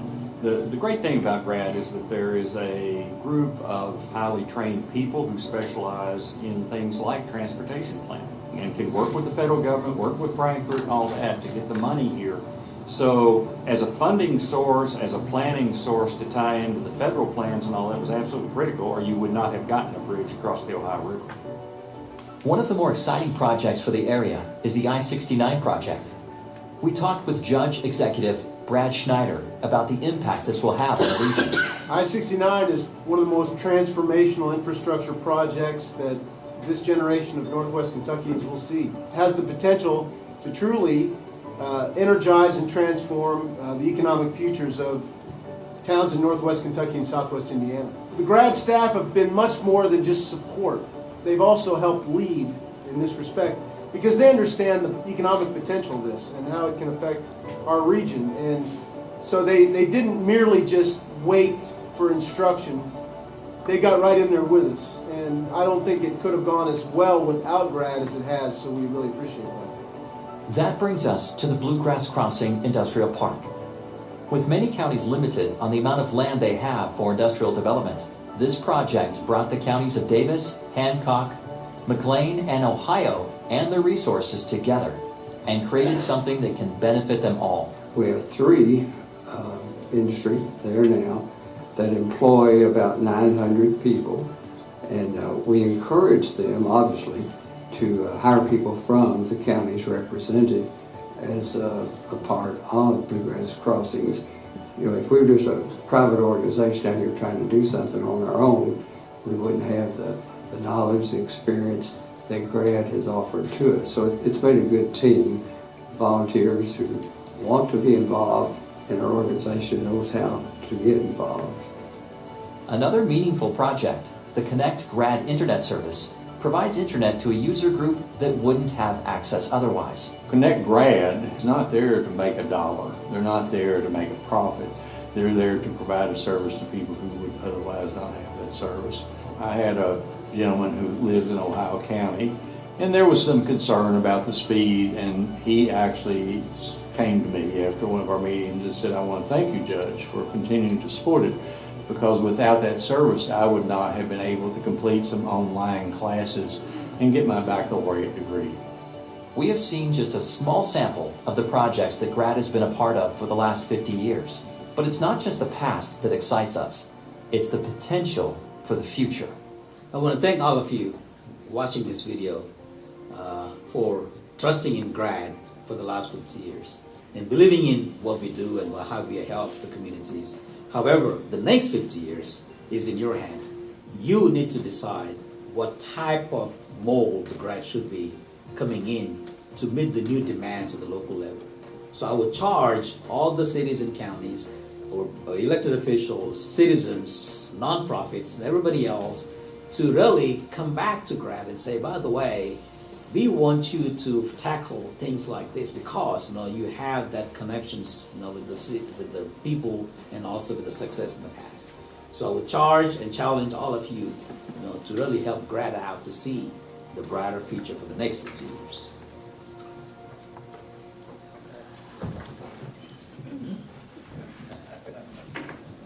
Well, that's been a great testimony anyway. Lights, please.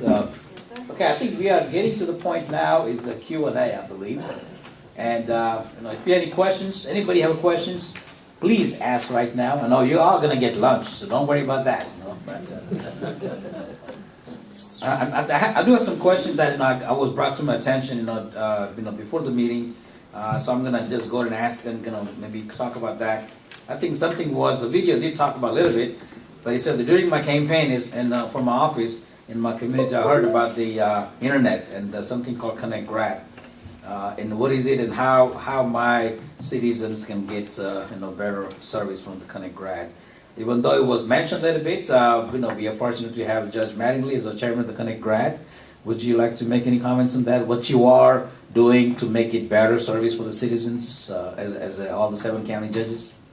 No? Okay. So I'll tell you then if he doesn't want to. Yeah, please. Nice tie.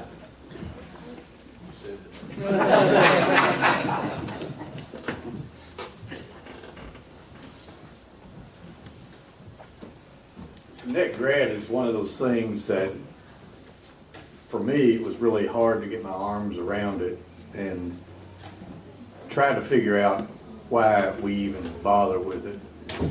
When Connect Grad was first started, the fastest speed, where's Tom at? The fastest speed was like 256,000 of whatever those little things are that flow through the air. Thank you. I knew what they were. I was just trying to get the audience involved. And it was probably as good as dial-up service, and all of us remember when you had your phone and you'd go on the computer and you'd hear it ring, and you really couldn't do much with dial-up. You could download articles and things like that.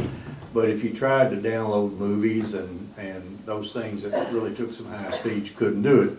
Well, fast forward, and that's exactly what society did. They got really fast, and they wanted to download movies. They wanted to do all types of things. Well, the system was never designed for that to begin with. That's number one. And number two, remember, we're trying to provide a service in a 7-county area. We probably should have contacted Larry Maglinger and got his help on it. But I got involved in it, and I really did find out what it was all about. All the counties contributed funds into the pot. And we built tires and we bought equipment, and I think all the judges would tell you, and probably some of the mayors and some of the magistrates and commissioners all got complaints about it because we were getting left behind as far as speed increases. And Judge McCaslin made a very good point. The problem that we have at Connect Grad is we don't have the gazillion dollars that an AT&T or someone else would have to upgrade and continually upgrade. But at the same time, you had to remember that we're not serving the same class of citizen. And when I mean that, we're serving citizens where there might be one house every mile or two down the road. AT&T won't run a line down there. Now you can go, I guess, to the internet and download from some satellite somewhere, Tom, and you'll pay a gazillion dollars to try to get those speeds. So Connect Grad has finally paid our loan off. We had borrowed money, and through a user fee, we paid that loan off. And the folks that partner with us to provide the service came to us and said, or asked, would we be interested in investing some money and partnering with them to upgrade the speeds so that we could get download or the Gazette. Judge, nice to see you. To get those speeds necessary to live stream movies and all the other things that people want. And the board looked at it. We paid the loan off. We're not in the business to make profit or put money back in the counties and the city's pockets. We're there to provide a service for our citizens, and we decided to do that. Something even more exciting is I'm going to bring before the judges. I met with Tom and Jatin and myself met with Hopkins County. Now, Hopkins County is not a member of the Grad region, but Hopkins County is contiguous to some of our counties, and they are interested in providing the same type of service to their citizens. And I think it's a wonderful example of just what the word regionalism means. If you can provide your citizens with a service that they need, and at the same time bring in folks that are in surrounding counties or surrounding cities, I absolutely think we have a moral responsibility to do that. Because again, as I said, it's not just about our citizens, but it's about the citizens in the region. And what's good for Owensboro and Davis County is good for Henderson, it's good for Madisonville, it's good for Beaver Dam, it's good for Hartford. So that's what we're trying to do. I suspect, because we don't have an unlimited pot of money, we don't have unlimited access to capital, that we will always run a little behind. But I can guarantee you that as long as Connect Grad is in existence, we will serve those citizens in our region who would otherwise go unserved. So I hope that, I don't know, did I preach enough? By the way, I'm getting ready to pass the plate, and if you would contribute, I will make sure those funds are used for Connect Grad. And if you have any questions, your citizens can always call GRAD, and we can make sure we send the people down to that location and see what kind of signals they have issues, and we can send the consultants to look into that thing. Second question I have is that how do we know what's happening in Frankfurt for the smaller communities, and how does it impact my citizens? That's a great question, especially during the time the General Assembly is, just started yesterday. They're having some meetings and everything else. We do a breakfast here, and a legislative breakfast, and it is on February the 2nd, I believe, in this room at 9 o'clock. We welcome all of you along with your other colleagues and your neighbors, your family members. It's free. We have a nice breakfast, but also we invite all the legislators from the 7 counties. And let me tell you, they all will come and talk about what is happening in Frankfurt, some of the bills that they are introduced, some of the bills that are going to have an impact to their constituents in your communities. So I think it's a great opportunity for you to come down and also get a good way to meet with them. You may or may not know them, maybe even outside your county too. So I think they do attend, so please plan that February 2nd at 9 o'clock, and it is free. Mention one other thing as well, is that Kentucky League of Cities website that I talked to you about earlier. They have a weekly update on that website, a newsletter, that of any bill that is filed or pre-filed or even discussed that is going to impact cities in any way. And so I look at that every week. I think it's very interesting, and I think you will too. That's good. Thank you, Mayor. And also, you can also look up like in the GRAD website, even though right now it's in construction. You can also go. We have an app. Our app is still active right now, right? Okay. If you go on your smartphone and on Google or Apple, there's a green area at the bottom. There is an app. In the app, you will see all the legislative information along with some of the pre-filed bills, who is on which committee has been formed, anything you need to know, including contacting your legislators. So that's a good way. I don't have too many questions. This one, it says, any cost to my city for calling grad or grad staff involved in the project or anything? No cost. We don't charge anything, not to you, not to your citizens or anybody else. You can call anything. Only time the grad has any cost to the community is that if you apply for a project and the project requires some local match. Otherwise, grad service overall is all free. And even for the Meals on Wheels and everything else, we work with the funding sources and everything else, so your citizen doesn't have to pay either. So, there is no cost to contacting grad or calling us to come down on a Saturday afternoon to attend some events or something, or be a grand marshal your parade. We'll do that too without any cost to you. So, there is no cost. And the last one that I have, can we attend grad board meetings, or is it only exclusive to the board members and elected officials? No, everything is open. Everything we do in grad is transparent. I don't care. You can ask me about me or even my staff, how much we make, how much we get paid. Everything we do, what the budget we have, everything is all transparent.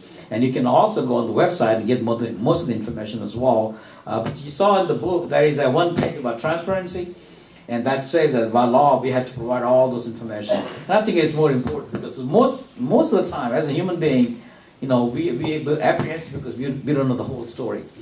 And I tell my staff as well, everything you want to know about grad is open book, and we're glad to answer any questions you may have, any concerns you may have. So anyway, thank you on behalf of the staff for attending. I'm gonna turn it to my chairman. Oh, there's one question from Bob. I don't have a question, but I have a statement. You mentioned a while ago that I served on the National Association of Rights and had the opportunity to visit many of the regional councils. A lot of states call them regional councils of government rather than area development districts, but they're all planning organizations. But one thing I did notice of all these that attended and whatever, but somebody has to lead the boat. Brad has got a great dedicated staff, but we also have a great dedicated executive director. And I failed to mention a while ago, after you sit down and you think about all this rounding I did, you forgot to what's, but I did. But I need to recognize it then, and I think he's done an excellent job. Thank you. And it's all because of all you guys. No? Yeah, Judge. I want to thank all of you for coming, and again, congratulations on all the newly elected officials. Like you said, and everyone referred to drinking from a fire hydrant today, and that's for sure. That's what we've continued to give you to drink today. It was a whole lot of information in a short time, a lot of testimony, so you know the benefit and the accessibility of GRAD. So if that's the only message you got today, it's worth you coming, that you know where to go for your help. And call anyone here anytime for anything you want to. That'd be great. And like I said, and embrace your public service and embrace the term politician. There's nothing wrong with it. I told Councilman Coleman this morning when he showed up, my friend from Hartford, embrace that, because if you heard people say, hey, let me serve you, vote for me because I'm not a politician. That's like saying, hey, I'm not a dentist, I'm the one to pull your tooth, So embrace the term, and it's synonymous with public service and your desire to serve the people where you live. And I think it's very important, and thank God for everyone that's willing to serve, because people don't thank you every day, for sure, for your service. And sometimes you'll almost think they don't appreciate it at all. But I think most of the time it is appreciated. I appreciate you. And I want to make sure to invite you to stay for lunch. And also, and if you want to stay for the executive council meeting we're going to have here in a minute, in a little while, welcome to stay for that as well. And so, again, just thank you for coming.